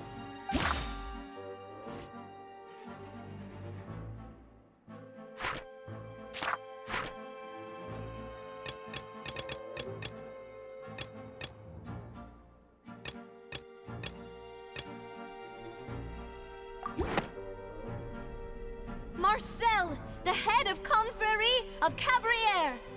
Huh? What Confrérie? Never heard of them in my life. I've heard of them, but weren't they Spina di Rosula's sister organization? Oh, is this going to be a friends to enemies type situation? Please let me remind you, Miss Navia, that charging someone is an incredibly serious matter. Committing to the charge also means taking on the legal responsibilities associated with it. And if the charge fails, depending on the circumstances, you may also be charged with the crime of making a false accusation. Knowing this, do you still wish to charge this man? Yes, I do. In that case, I declare the charge to be valid. Miss Navia and attorneys, please take your places on the court. Members of the guards, please contact Mr. Marcel right away so that he may stand trial.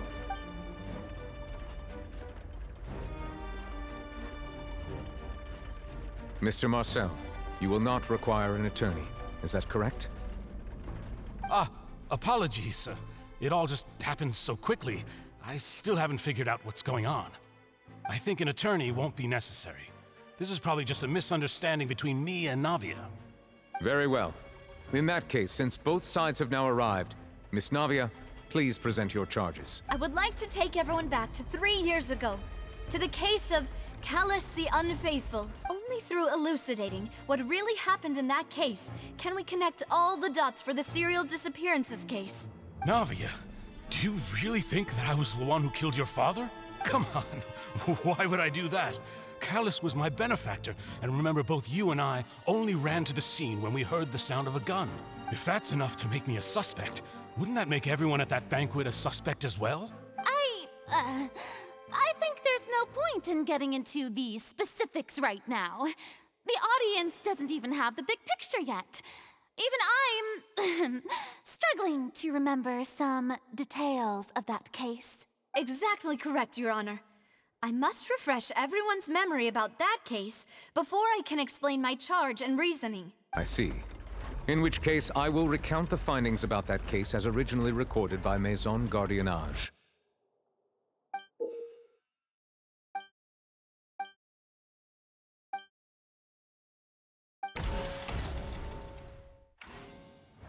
On the day of the murder, Spina di Rosula hosted a large banquet in a countryside estate owned by the Confrérie of Cabrières. During the banquet, all attending guests heard 2 gunshots from the courtyard. When the guests arrived at the scene, they found the primary suspect, Callus, holding a gun, while his acquaintance Jacques lay dead from a gunshot wound.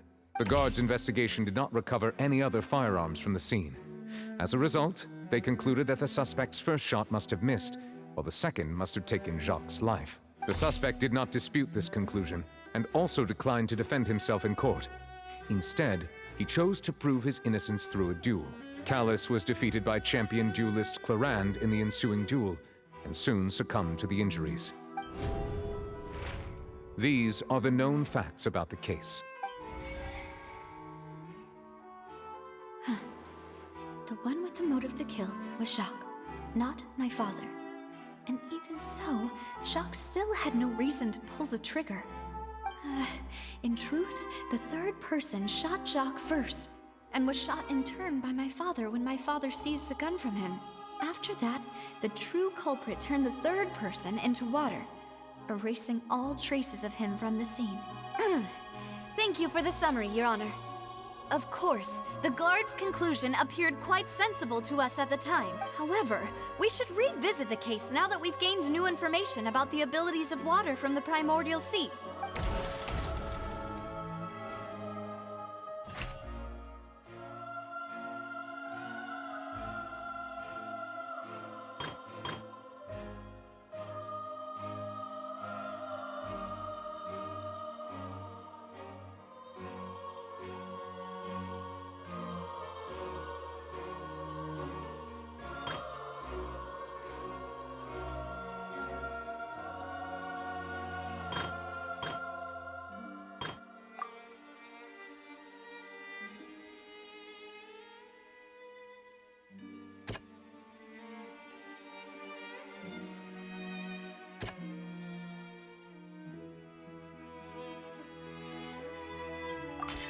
The testimony of the victim's family confirms that Jacques had thoughts of assassinating Callus when he set out for the banquet. However, in the end, he reconsidered, and instead shared everything with Callus, hoping to seek the latter's protection. Unfortunately for Jacques, the true culprit had already considered this possibility, and had sent out another assassin.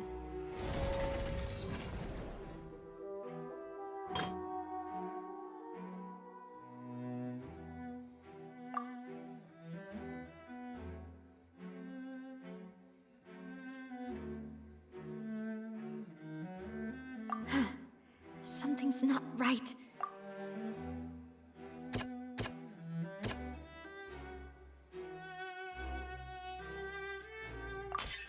This assassin first shot Jacques, then turned to shoot Callus, only for Callus to wrestle the gun from him and kill him instead.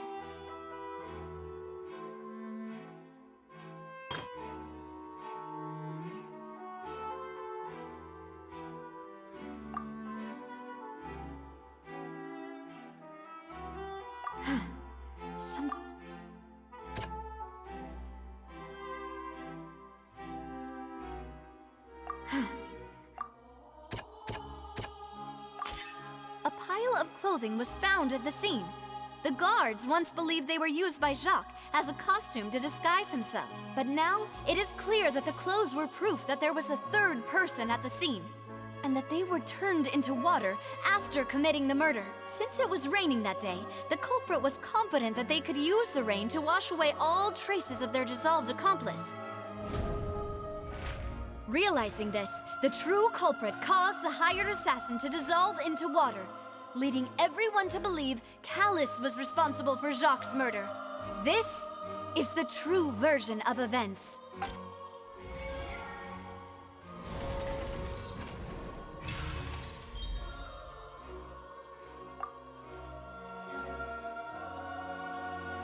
So that's what happened. Wait, you're telling me something as dangerous as water from the primordial sea has been used for all these years? What a great theory. It also explains Callus's and Jacques' respective motives. I guess they didn't shoot each other after all.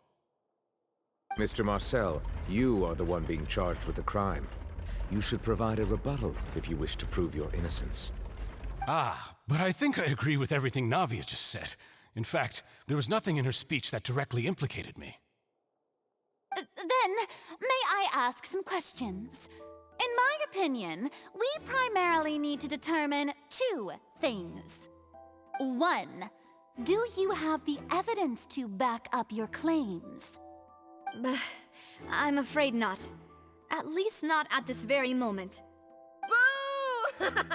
If you don't have any evidence, you should just go home! I may not have the evidence with me, but I know where I could go to collect it.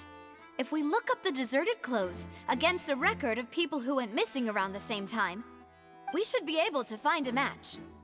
Considering the serial disappearances case, the guards probably kept careful records of all missing persons from around that time, regardless of age or gender. That makes sense to me. Monsieur Neuvillette, I would consider this to be a reasonable investigative direction. Why do I feel like Farina's acting a little differently today? Maybe she's scared of embarrassing herself again? Alternatively, she's become more diligent after charging an innocent citizen in the last trial. My second question has to do with the ensuing duel. If the truth is indeed as you described, then why didn't Mr. Callis explain himself in court? If he had testified that a person had been dissolved, he could have at least mounted a defense. I've thought about this too, and the answer is actually pretty simple. He felt there were things that were more important to him. The dissolving power of water from the primordial sea is an important secret for the true culprit of the serial disappearances case. My father could have exposed it for all to see, but he chose to take it to the grave. At that time, Spina di Rosula was in dire straits, and his reputation had already been shattered. He had no guarantee that going forward with the truth would allow the culprit to be brought to justice. What was certain, however, was that it would paint a gigantic target on my back.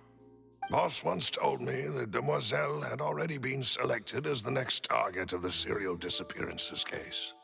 What? If the secret had gotten out, the culprit would have fought an all-out war with Espina right there and then. I wouldn't have been the only one in danger. All of us would have stood to lose our lives. Of course, the guards might eventually figure out the truth of the matter and determine that we were in the right. But what good would that do? How can a hollow verdict protect anyone? Had this opera house ever given my father any kind of confidence in its brand of justice, Spina di Rosula would have had no reason to exist. But by staying silent, we retained the ability to deter our opponents and continue the stalemate. I was able to become Spina di Rosula's president, which made me harder to target, as well as giving me more time to grow and learn. And once I have figured out the truth and stepped up to the challenge, I will do what this opera house cannot, and restore my father's truth and honor back to him. So, you mean to say, your father intended to die in the duelist's ring? That's right. Do you have any proof? Of course. All you need is to ask his opponent, Clarand. I don't need your apology, your guilt, or your support from the shadows. You don't have to do anything for my sake. But since he entrusted his will to you, Clarand, you should tell us the truth about his sacrifice. So, during the duel, did you believe that Callis was intending to die? Yes, I did. As a champion duelist, I've fought many battles and taken a countless number of dishonored lives. In my line of work, I've seen all kinds of people give their all for the faintest hope to continue living. Some were determined, others passionate, and some even manic and twisted. Just one look and I can tell if a duelist is hoping to live or if they're looking to die. I hereby swear on my name and honor as a champion duelist that Mr. Callis never intended to leave the ring alive. Since that's your testimony, I have no more questions. It appears there really are good grounds to reopen this case. I concur. However, Miss Navia, you still have not explained the link between your father's case and the serial disappearances case. Right? What she said was fascinating, but kind of beside the point. Wait, weren't they just talking about the serial disappearances case? Of course, Your Honor. The two cases are connected via a matter of timing. In my father's case, the culprit intended to kill both Jacques and Callus. As a result, they planned to act after hearing 2 gunshots. And at the end of Linny's trial, the culprit also only dissolved the victim in front of everyone because they realized they were at risk of being identified. The culprit could only time their actions so precisely if they were already at the scene. Coincidentally, Marcel attended both the banquet and the trial. So that's why you suspected me. Even after hearing your reasoning, I still can't help but find it a little preposterous. I'm used to it, though. You've always been an impulsive and sentimental child, Navia. It's one of your most endearing traits. No need to appeal to pathos. I won't try to refute your points one by one, but even if everything you just said was true, can you prove that I was the only person present at both events? On top of that, does a person have to be physically present to control the timing? Can't someone remotely monitor the place? Know what she can say to that. I know that even with that, you might still think you can reduce the list of suspects with some further investigations, until I'm the only one left on the list. Alas, who won't feel at least a little hurt by an accusation of murder from a girl you see as your own daughter? But if I were to dismiss this completely, you'd also think I'm not being considerate of your feelings. Ah well, let Uncle Marcel teach you another lesson. Do you know what the biggest flaw in your reasoning is? I suppose you're gonna tell me anyways. It's timing again. I'm a businessman by trade. From that standpoint, there's no reason for me to kidnap young women. It's a high-risk action with nothing to gain. In addition, I left my home in Snezhnaya when I was young to come to Poisson and work in some trade. My business only thrived when I received Callus's patronage. But the disappearances began before I ever stepped foot in Fontaine. I do apologize, demoiselle. This was my mistake. No, it's not your fault. I'm sure he had come prepared. Is there anything else you'd like to say? Would you like to check the date of my first business license against the first known case of the serial disappearances? You can also take a look at my border entry records, or ask my friends and family when I left Snezhnaya for the first time. Could those records and testimonies do something to appease the unspeakable anguish in your heart? Seems like she got the wrong guy. At this rate, Navia will be convicted for falsely accusing him. I think you've done a superb job of dissecting your father's feelings as he neared the end of his life. But aren't you going against all of his wishes and expectations right now? He wished for you to become more rational, collected, and conscientious, instead of dwelling only on your own feelings. Once you've learned to be more considerate of others' feelings, and to stop rushing headlong into things, you'd have met most of his expectations. This isn't just about me, and it never has been.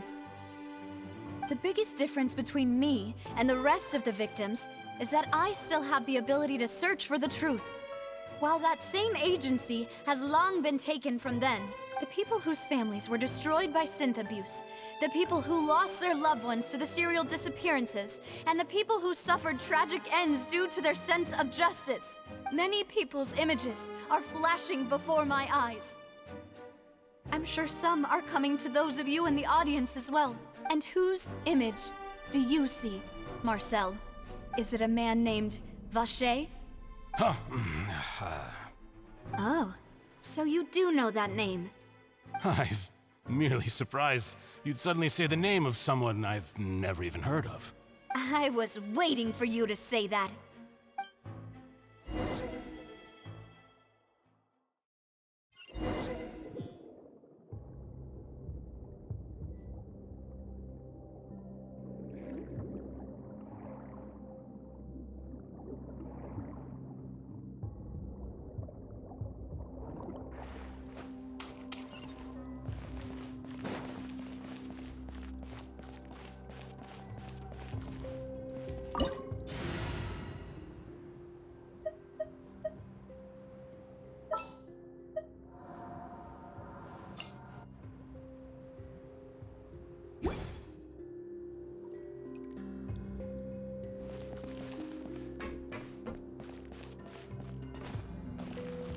Wouldn't gliding be faster?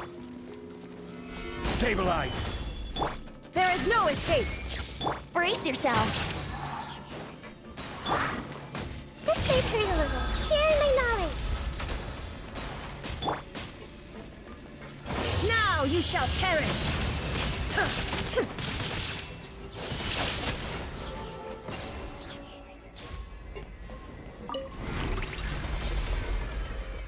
Whoa! The floor is going up! Is it because of this mechanism in the middle? That guy really prepared a lot of stuff for this place.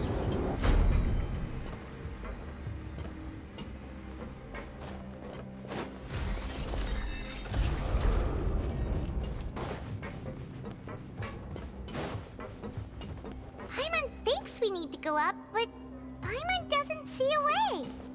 Let's take a look around. Maybe we'll find a hidden mechanism that'll show us the way up.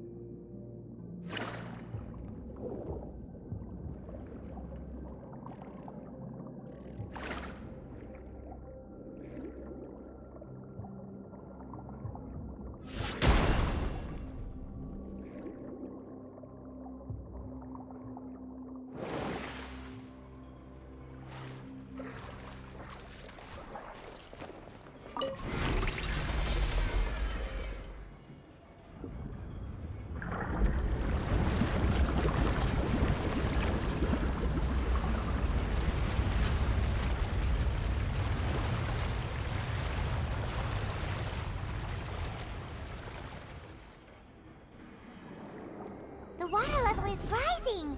Now we can swim to the top! But this is still a ways away from where we need to go.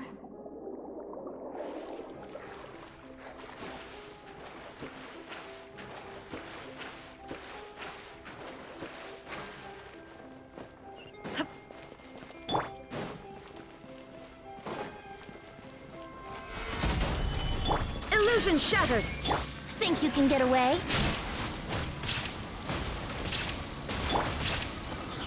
Hey!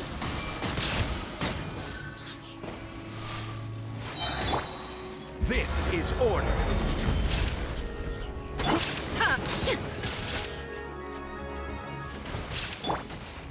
Make yourself at home! Torn to oblivion!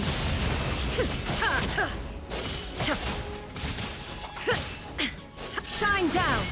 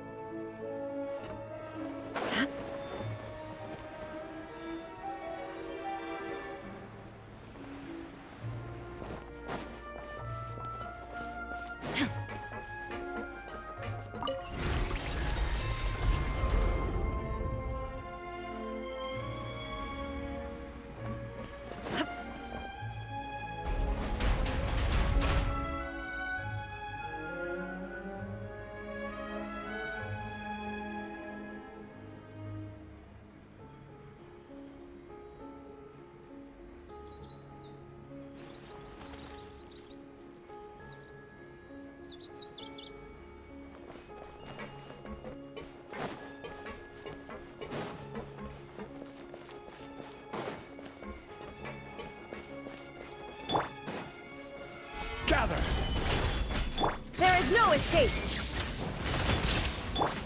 Everyone hold hands! Time for takeoff. Order guide you. Illusion shattered! Ha! Inazuma shines eternal!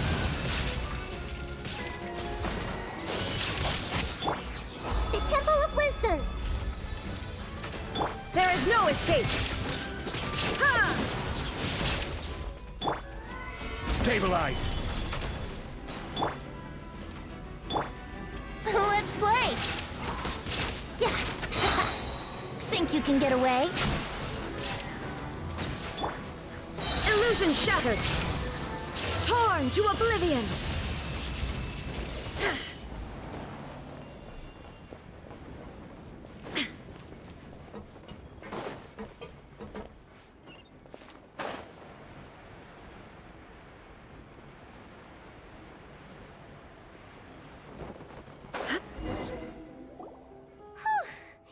After all that, we finally made it to the innermost sanctum.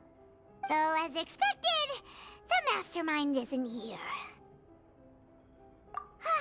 That's right. Then let's hurry up and find some evidence so we can get back to the Opera House and help Navia.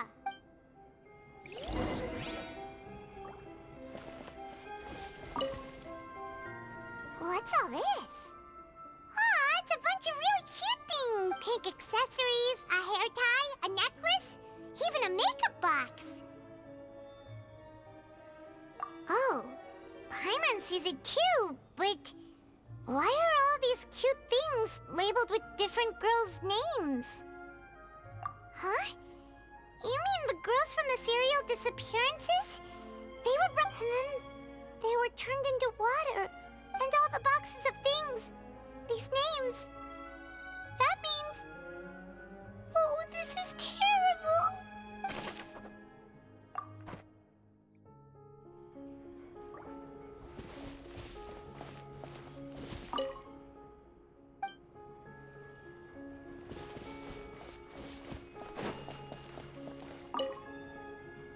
What's this over here?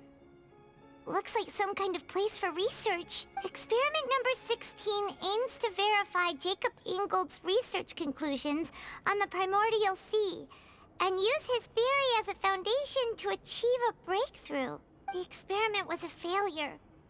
No individual managed to resurface from the water from the primordial sea. Female specimens 22, 23, and 24 were dissolved. Sorry, Traveler. Paimon will try her best. It's just that Paimon's never read something so scary before. How can someone write something that terrible in such a matter-of-fact tone? You read the rest. Paimon's too scared to keep going. So that's why he did all of these experiments. Like, did he really think he'd be able to find a way just by dissolving people over and over? That's just insane! Huh? Isn't that the name you heard by the fountain?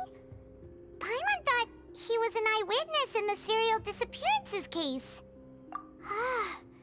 You mean Vache is the one who did all of these... experiments? So that's it! Vache was no victim, but personally took his lover and... No, that's not it either! If that's the case, why would he want people to resurface from the water? In any case, Paimon will write it all down.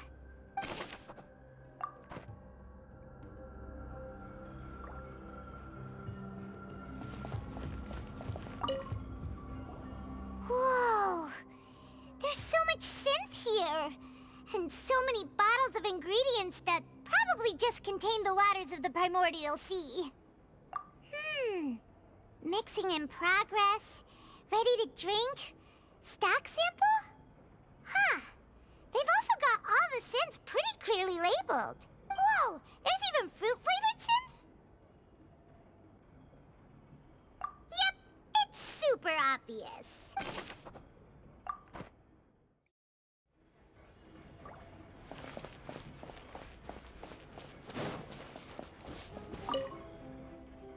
Oh,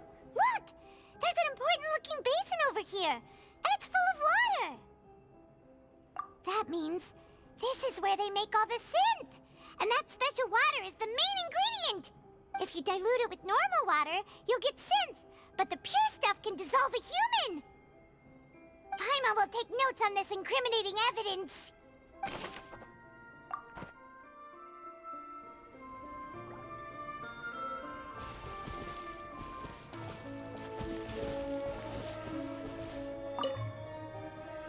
Let's see what's written here.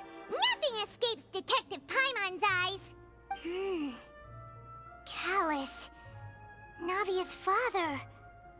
Oh, this seems to be an investigation report on him. Yep, it's about finding someone to assassinate Jacques and Callus because of a lack of confidence that Jacques himself would go through with it. This should prove the existence of the third person, right? We still have not determined the exact content of the key information Callus has passed on to certain members of his organization. The old dog's a real menace to deal with. Even if he abides by the promise he's made to us, he will still have the upper hand. He can act whenever he wants to make our lives miserable. The only option left is to remove him from the picture entirely. I concur. Let's send someone to kill him. He won't declare war as long as we don't touch Navia. Oh, seems like we've got a bunch of correspondence between the higher-ups. They're all just so evil. We've looked at almost everything here, and it seems like our theories were spot on. But... yeah, we haven't found anything that reveals his true identity. No wonder even Neuvillette wasn't able to find anything.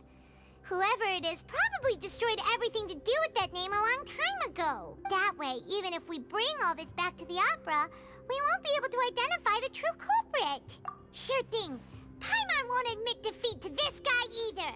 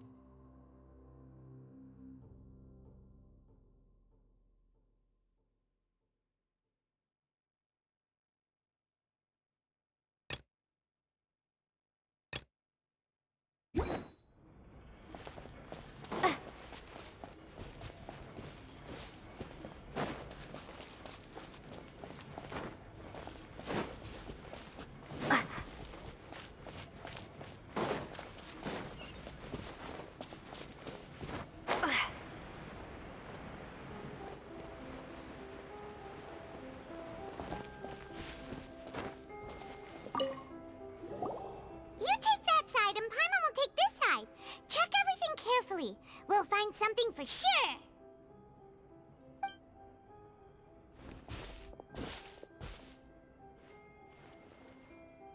Ugh. Nothing at all. And Paimon can't even find snacks either.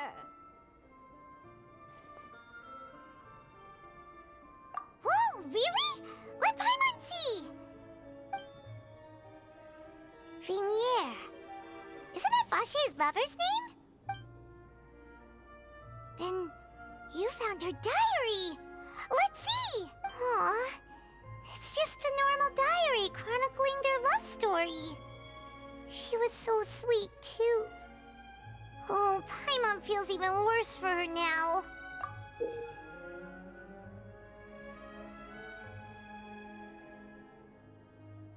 So many! A whole page's worth! But they're all crossed out. Was she unhappy with all of them? The final name she decided on was Marcel. Wait, but But Marcel's pretty old. Has this case been going on for so long that he's Vacher and Vinier's grown son?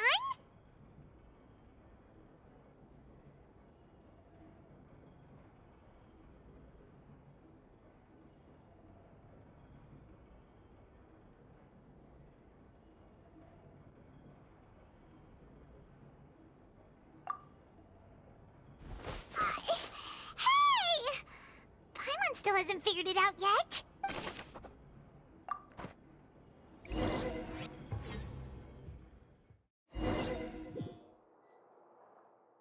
And whose image do you see, Marcel? Is it a man named Vacher? Huh. Oh, so you do know that name. I'm merely surprised you'd suddenly say the name of someone I've never even heard of. I was waiting for you to say that. Navia! We're back! As expected of my partner. I just knew you'd return in the nick of time. Just how often do you intend to flout the rules of this court? It's all right, Monsieur Nervalette. Given their confidence, I expect they've found the crucial evidence.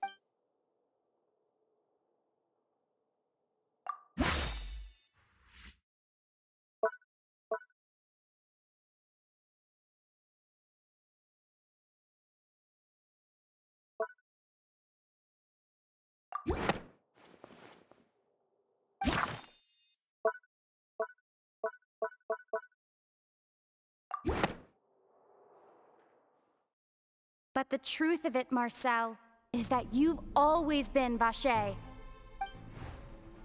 Huh? We've investigated your lair and we already know everything! After your lover, Vinier, was dissolved, you kept abducting young women to experiment on the hopes of bringing her back to you! You even created Marcel as a new identity and destroyed all records of your past as Vacher! So that's it. Even the villains in opera performances rarely go that far. And with that, Marcel's motive has now been established. This information regarding your past also dismantles your prior timing defense. Well, Marcel, do you know where you went wrong? You fixated your gaze on the lover that passed away, instead of paying attention to the living people around you. So, you never noticed how we changed, or how we grew as individuals. You also never understood Boss's real expectations for his daughter. Or our determination to see things through. Your determination? Mr. Marcel, please speak up now if you would like to defend yourself. Otherwise, the trial will move on to the next stage. Do you really think I wanted to do any of this? Pay attention to you? What for? Have you ever paid attention to me? Ever empathized with my pain? Ever known how it feels to watch the love of your life dissolve right in front of your eyes? No one helped me. No one even believed me. All those decades ago, even the officers from the Maison Gardiennage were laughing at me. They said there's no way a human being can turn into water. So I must have gone mad from grief.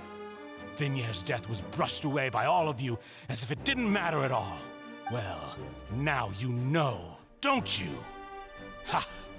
Well, it's too late now. All those who were dissolved are gone forever. You only have yourselves to blame. You set up this ornate opera house in pursuit of your so-called justice, your beloved drama, while turning a blind eye to the suffering of the people. Vinier is dead. We promised each other that we would always be together. Wherever she goes, I will follow. But I'm not from this blasted place. So I can't be dissolved. No matter what I do. Hey, is that water from the primordial sea that he's drinking? I can't dissolve! Can't dissolve! Can't dissolve! Do you all see? I can't go, I can't follow. So if I can't go where she is, what choice do I have but to try to bring her back? I did all of that, and in the end, That accursed Callus still got the better of me. I spent my entire life living on pins and needles, only to get stabbed by his idiot daughter at the very end. The suspect is exhibiting signs of mental distress. Guards, please restrain him. Don't touch me! Don't anybody come near me! I still need to save Vignier. I promise. We made a promise. Vignier. Vignier. Please, Vignier. Don't think badly of me. All I want to do is fulfill our promise. At this point, the verdict of this trial is clear. With Mr. Marcel's conviction, the charges against Mr. Tartaglia no longer have any basis. Fine by me. I was in a bad mood, but after a show like that, I'm actually feeling pretty good. Traveler, please submit all the evidence you have collected to the guards, so that I might review and summarize the truth behind the serial disappearances case. The man now known as Marcel was originally named Vacher and worked as an adventurer with his partner and lover Vignier. During an underwater expedition, Vignier accidentally came into contact with water from the primordial sea and was dissolved in front of Vacher as a result. Vacher learned of the primordial water's existence through the work of others and began to kidnap young women for research, with the goal of discovering a method to restore Vignier back to life. To cover his tracks, he invented the new alias of Marcel and began to operate a business in Poisson. During the course of his research, Vacher discovered that a diluted concoction of water from the primordial sea can induce feelings of euphoria, and began to manufacture and market synth. However, as he accumulated wealth to fund his continued research and expanded the scope, he came into conflict with Spina di Rosula. After exchanging blows with Spina di Rosula for many years, Vacher decided to assassinate their president Callus at a banquet. Although the assassination did not go as Vacher expected, he was able to turn Callus into the murder suspect by dissolving the assassin he sent to the scene. And just recently, Vacher attempted to frame Linny as the culprit of the serial disappearances case, using a similar method. However, his attempt to frame Linny failed, and the power of water from the primordial sea became public knowledge. This case also exposed enough of Vacher's machinations that he was eventually successfully charged in court. Thus concludes the enigmatic history of the serial disappearances case, with the truth revealed to all. The Oratrice will now deliver the final verdict regarding the charges against Mr. Vacher.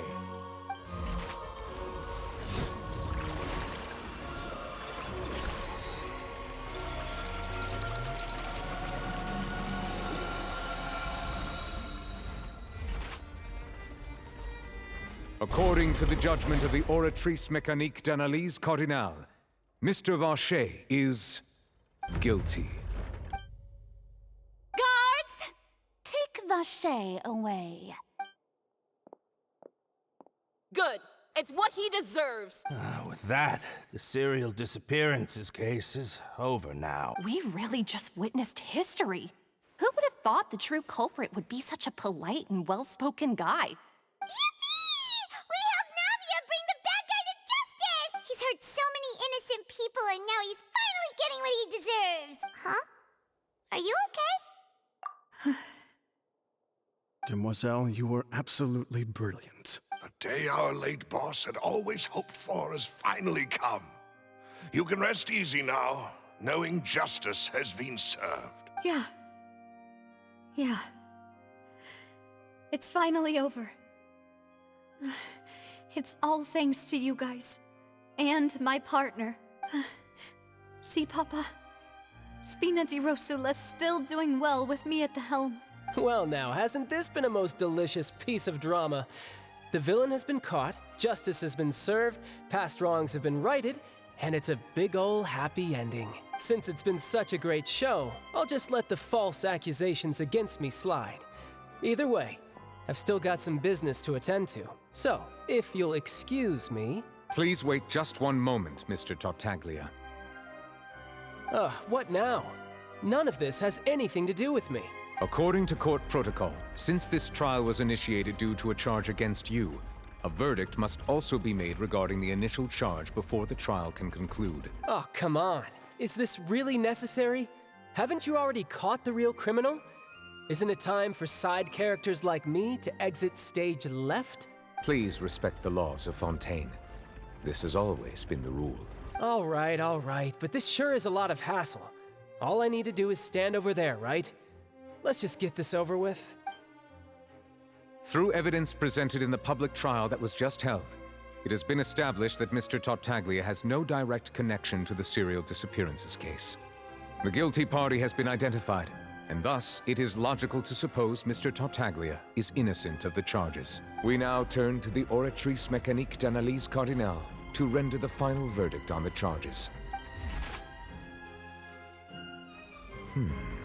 According to the judgment of the Oratrice Mécanique d'Analyse Cardinale, Mr. Tartaglia is guilty. What? Hey! That's not funny! Didn't you just say I'm supposed to be innocent? What's with this verdict?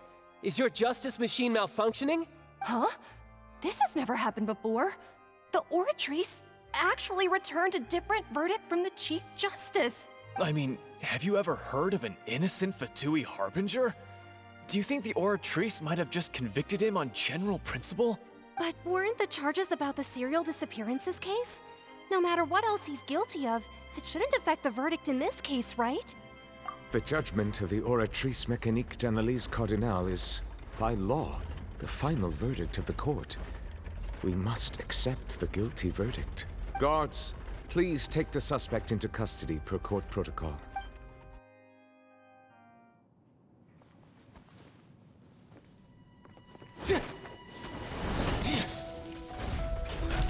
So this is how justice is done in Fontaine. What a joke. You've got your rules. Well, I've got mine too!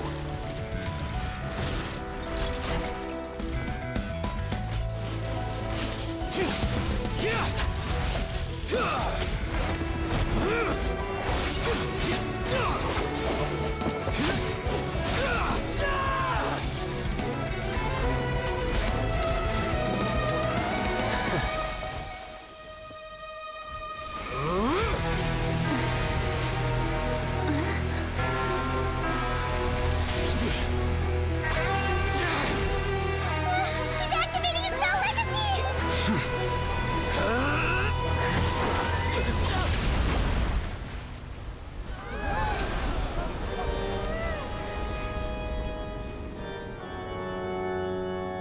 I am sorry. If you have been wronged, we will find the truth. But the rules of the court must be upheld.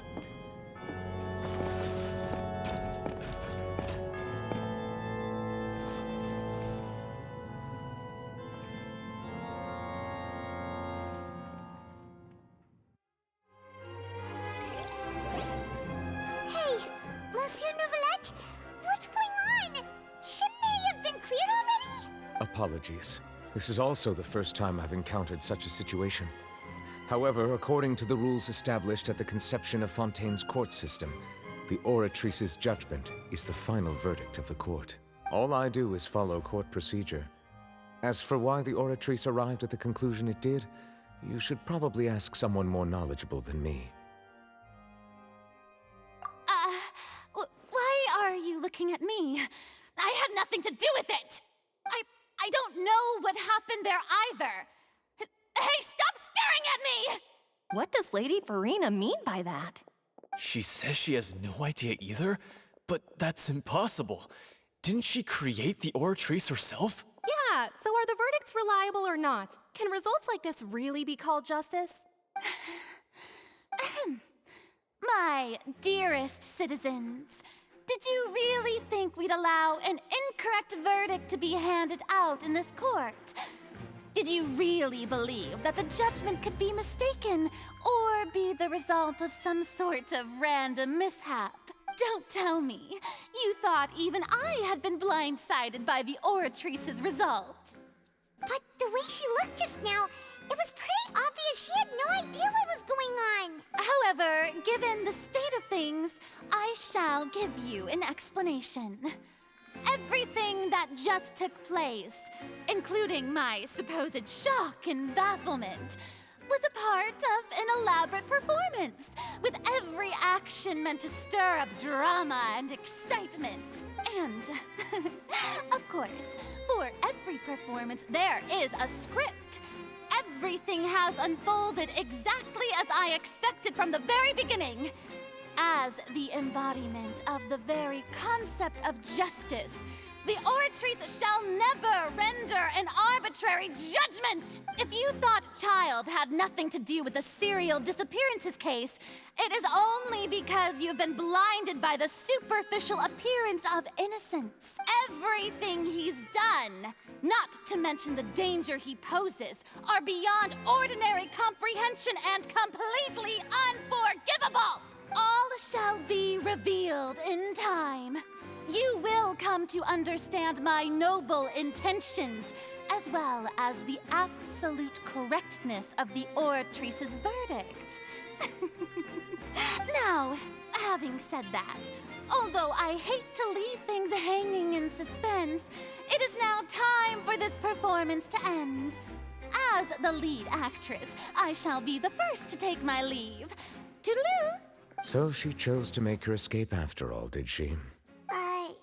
So you're saying we shouldn't put much stock into what she just said? She probably just put on that performance to save face. As for the truth, it's unlikely that she actually has any idea. However, please be assured that I will continue to investigate this case in a personal capacity. Just as I promised, if the judgment has been incorrect, we will do our utmost to clear his name. All right.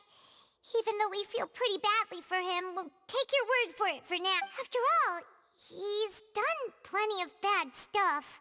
So he should have known he'd go to prison someday, right?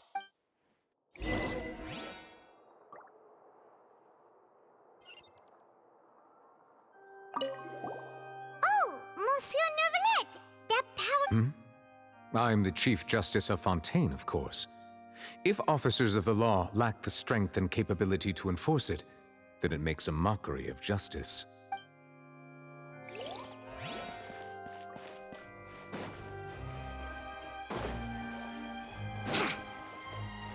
Wouldn't gliding be faster?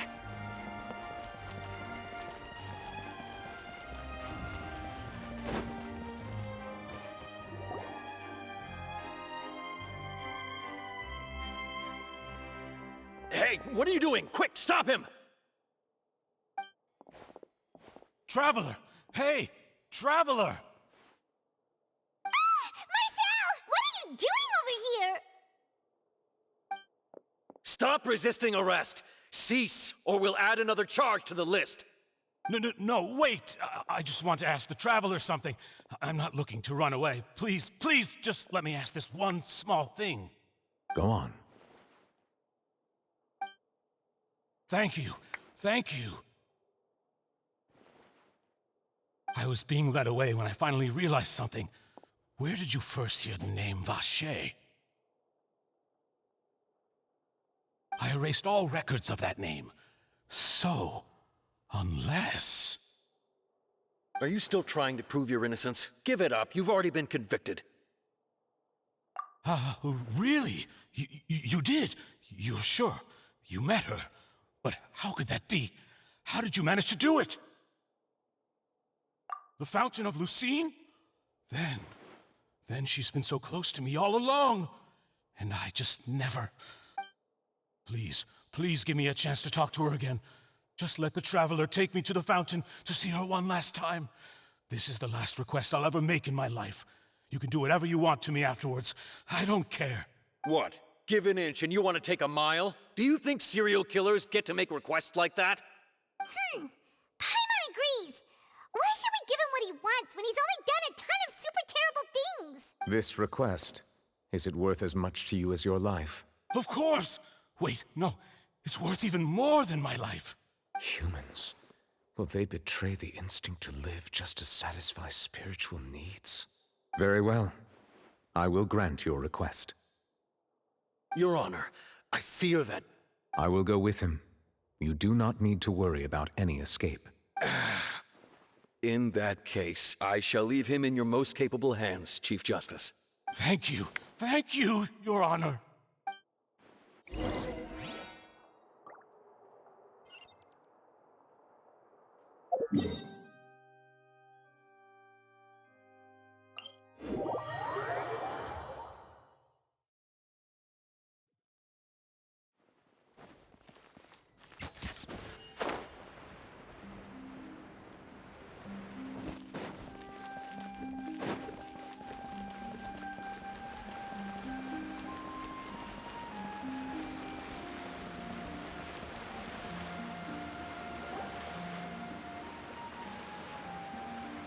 Is this the place?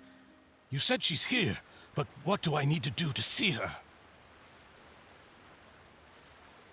Yeah, and even Paimon could hear her after drinking that thing. Didn't you just drink a lot of it on the stage as well?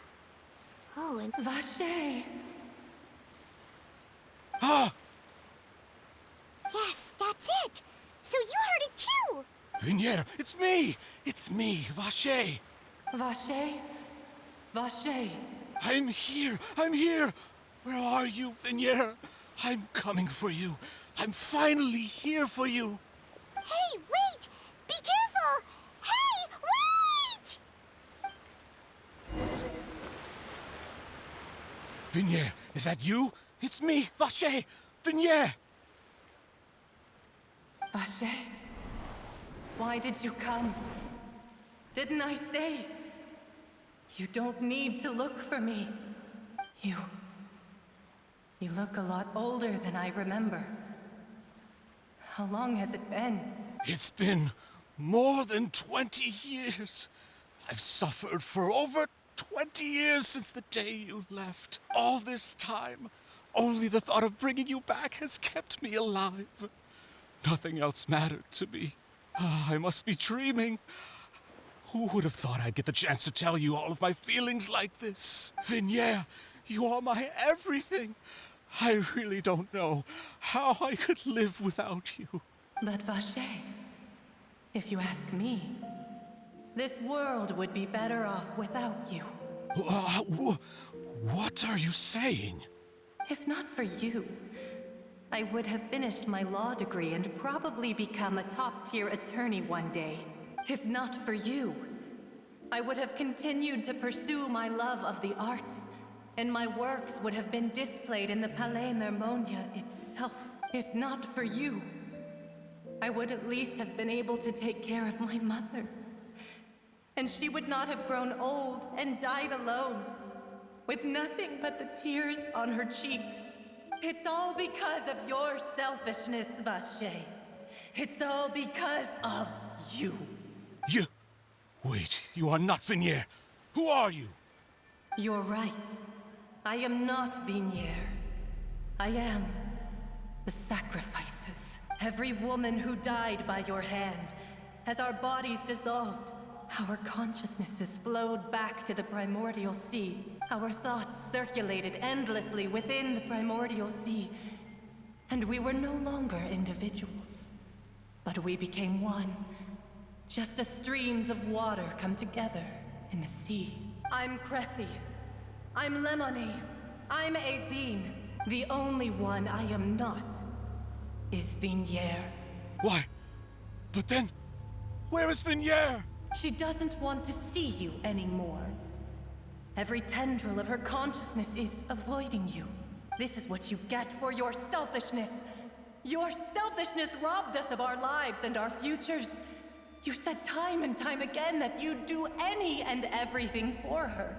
But did you ever consider whether she'd want to see you do the things that you did? If she would despise you for what you became?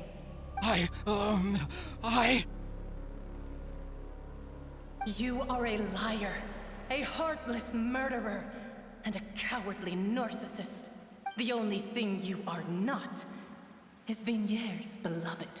From the moment your first victim died and her consciousness merged with Vinier's, she has had nothing but pure hatred for you.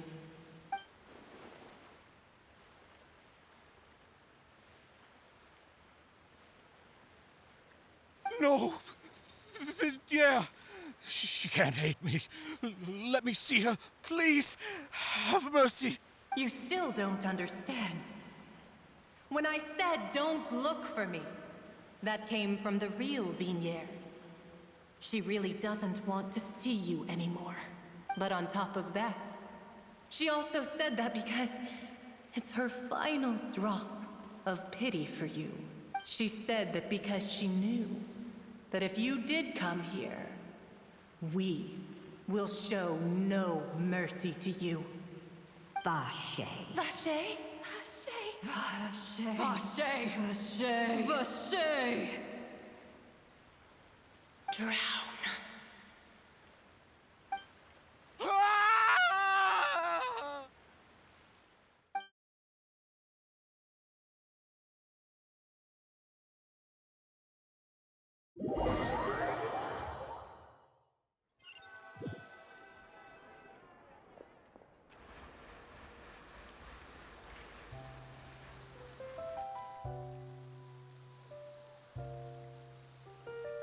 Finally, we have some time to do shopping. Gosh, it's really been a long time since we've been able to relax. Huh. Well met, partner. I knew something great was going to happen when I woke up in such a good mood today. Even this weather can't put a damper on the demoiselle's mood. It's a pleasure to see you both again. Oh, hey, Navia! It's been a few days. Paimon's already started to miss you. Oh, now that I believe. I'm easy to work with and always bring home the bacon. Who wouldn't treasure having a partner like me? Sounds like you're really enjoying life these days, Navia. What have you been busy with since the trial? It's just been one thing after the other. I've been making non-stop trips between Poisson and the courts in Sen. Everyone from Spina di Rosula organized a memorial for my father.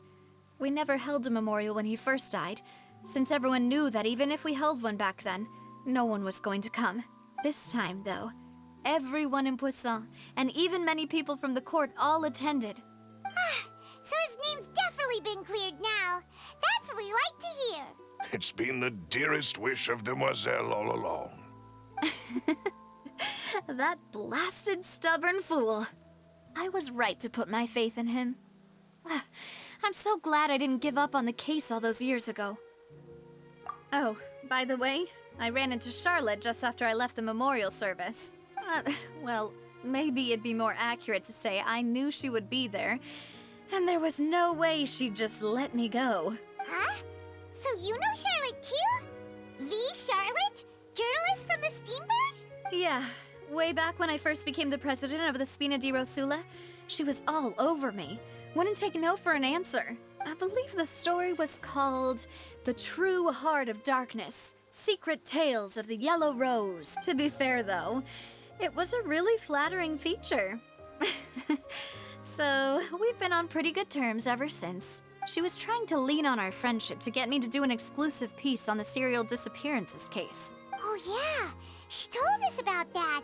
She's always been super interested in that case, so now her wish has finally come true too. Anyway, I told her to make sure that when she writes about you guys entering the opera house with the critical evidence, that you both sound really cool. Now that's another thing to look forward to.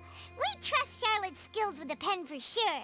Oh, and in other news, I also took Clarand out for a meal.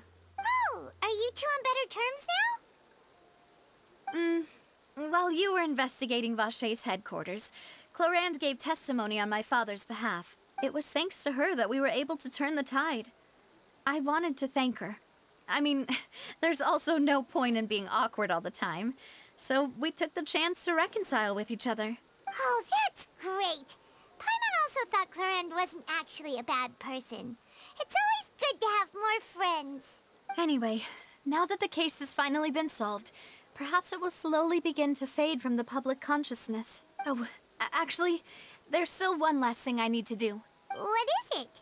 I should pay a visit to my father's grave and tell him the truth of what happened, as well as how it all ended. And on top of that, just how much people still look up to him to this day. That includes me, too. Miss Navia. Indeed. We want to go too. We all adorable person. Sure thing. I'd like you two to share the moment with me. After all, without you, there might not have been such a positive ending. And in that case, everyone, let's be off. Considering the recent weather, we'll be lucky if we can reach Poisson before dark. Yeah, you're right. It's been raining non-stop for a few days now.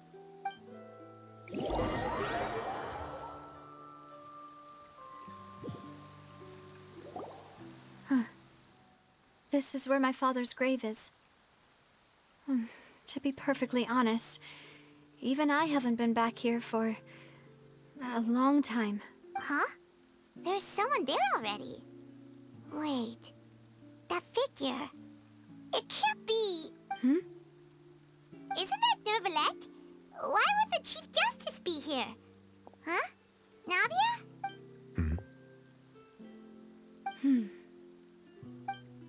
My apologies. I should have asked before coming to pay my respects. Don't say that. Sorry about that. Oh, I was trying to say there's no need for you to apologize. I wanted to show my father how much I've grown. But still, I doubt I've grown to the point that even the Chief Justice would feel compelled to apologize to me over and over. In that case, I will stop apologizing for now. You really could use some pointers on understanding human emotions, Monsieur Nervalette. In any case, why did you come to Poisson? Well, ever since that day, I've been turning a question over and over in my head. Just what is justice anyway? There was once a time when I didn't want to believe that there could be anything more important to humans than life itself. Oh, rather than that, it's probably more truthful to say I didn't believe humans were capable of resisting the most basic instinct of living things. That they could rebel against their own nature, or consider certain things to be more important than their own lives. Which is also why I didn't stop your father from beginning that fateful duel. I believed that a truly innocent man would never throw away his life like that. That there was nothing, should have been nothing more important than one's own continued survival. But Mr. Callis proved me utterly and decisively wrong.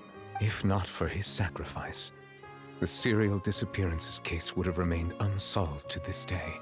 Mr. Callis made the choice he did for his daughter, for his associates, and for many people completely unrelated to him. And in the end, from a certain perspective, one could say that he did it all for the sake of justice. A justice that's higher than life itself. So, you asked me why I came here. I just wanted to say my apologies to Mr. Callis in person. I should have noticed all of this much sooner.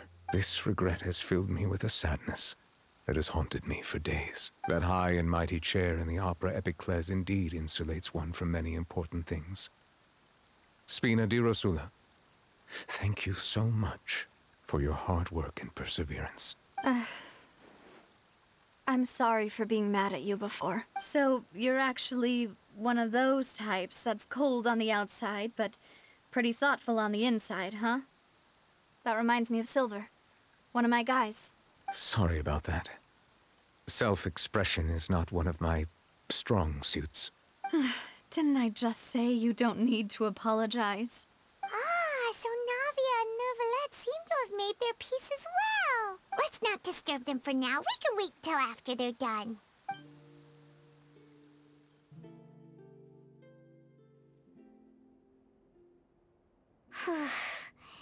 Paimon's never paid respects at someone's grave before.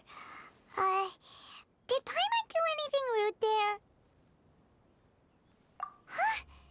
Oh, Paimon didn't know that was a thing. But Paimon doesn't know what she would do if she can't fly. Oh no. Paimon hopes Miss Navia won't be too mad. Anyway, Nervalette is still standing around there. It's not often that we can catch him alone like this, so why don't we go talk to him for a bit? If we can't talk to Lady Farina, we can at least talk to him, right?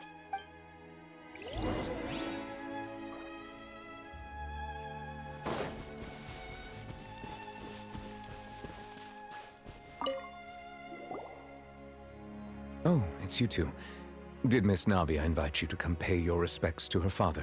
Mm-hmm. We ran into Navia today, so we just followed her here. I see, I see. Then is there something that I can help you with? Well, it's pretty hard to run into you like this since you're usually super busy.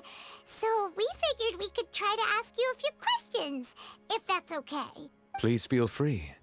Though outsiders, you helped us solve one of the greatest mysteries in Fontaine, and it would be my pleasure to return the favor. So, at court, the bad guys referred to that special water as water from the primordial sea, but what is it really? Truthfully, that name is already quite accurate. I can only surmise that Vacher and his ilk only learned of its nature and existence after extensive research. There used to be a special sea on the surface of this planet. The nature of its seawater was rather different from that of the sea we know today. Most of Tevat's life forms were first born in that special sea. You could say it nurtured much of the life on this planet. Huh. So it really was where everything began. It makes sense to call it primordial then. But today, the primordial sea no longer exists on the planet's surface. What Vacher discovered must have been some kind of special case, or a remnant from a truly ancient age. Huh. So that's how it is. Oh, you really know everything, Monsieur Neuvillette. But if that's the case, then why would people, at least people from Fontaine, dissolve in that kind of water? Indeed. Why would the primordial sea, which was known to engender and nurture life, suddenly reverse itself and devour life instead? To be frank, that also doesn't match my understanding of this world and its laws. There must still be some unknown secrets around the people of this land. Is there anything else you'd like to ask me about? That the sea levels will rise and everyone will be dissolved in water, leaving Farina crying alone on her throne, but the sins of the people will be finally washed away for good. Does that appropriately summarize the version you've heard? That's right! It was Linny that told us back then. And that about covers all the main points. Yes, up to the present, I think we reached a point where we have no choice but to confront this prophecy directly. Rumors have it that this prophecy is rooted in the last words the former Hydro Archon left to the world before she passed away. A prophecy? Of the former Hydro Archon? Wow. This is the first time that we've ever heard of it. Two parts of the prophecy have already proven correct. The rising sea levels and the ability of the people of Fontaine to be dissolved. We should be more vigilant and stay on the watch for further signs. Speaking of the prophecy, Farina has also always taken it quite seriously. Indeed, she has been collecting information and intelligence from across Tevat for this purpose. If the rumors were true, then perhaps this prophecy is the conundrum left to Farina by her predecessor. But with Farina being the way she is, can we really trust her to solve it? Is there anything else you'd like to ask me about? My apologies. My investigation has still not reached its conclusion. However, I still believe the judgment of the Oratrice was not rendered arbitrarily. Huh? But you also said you thought he was innocent. For many years, I have been quite aware that the Oratrice does not simply mechanically repeat the verdict that I give on each case. As a divinely created mechanism, the people's unified faith in the concept of justice is integrated into it. Not only can it produce the incredible power of indemnitium, but it likely also possesses other traits, such as self-awareness. Which is all to say, I have been prepared for a situation like this for a long time. Huh. So when Linny told us that he heard a human voice from the room where the Oratrice's core is stored... I was not aware such a thing had occurred. Perhaps that could serve to prove my conjecture. I will add that to the list of items to investigate. In any case, I am inclined to believe that the Oratrice does have a methodology all its own. We just do not have enough information. Based on Farina's reaction, I doubt even she had any idea what was going on. She managed to bluff her way through it, though, with her time-tested twin tricks of bravado and drama. While we do intend to get to the bottom of this, for now, we regret to say that the Fatui Harbinger will just have to bide his time in the fortress of Meripede. If we did incorrectly convict him of crimes he did not commit, We will most certainly compensate him to the fullest extent allowed by the law.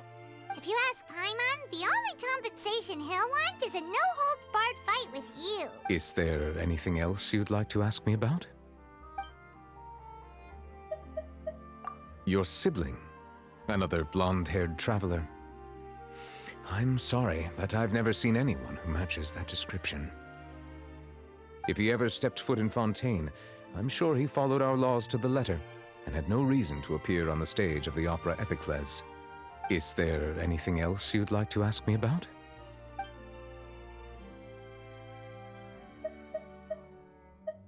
Very well. It was my honor to provide you with what answers I could. I very much enjoyed conversing with you. It will soon be time for me to leave this blissful tranquility behind and return to Palais Memornia. You really are super busy, Monsieur Neuvillette. Paimon thought you only came here to pay your respects today because you had the day off. Crime and villainy do not have the day off, and so justice must work around the clock as well. This is merely the nature of a justice's work. All right. You've got a point. Huh? Paimon just noticed that the rain has stopped.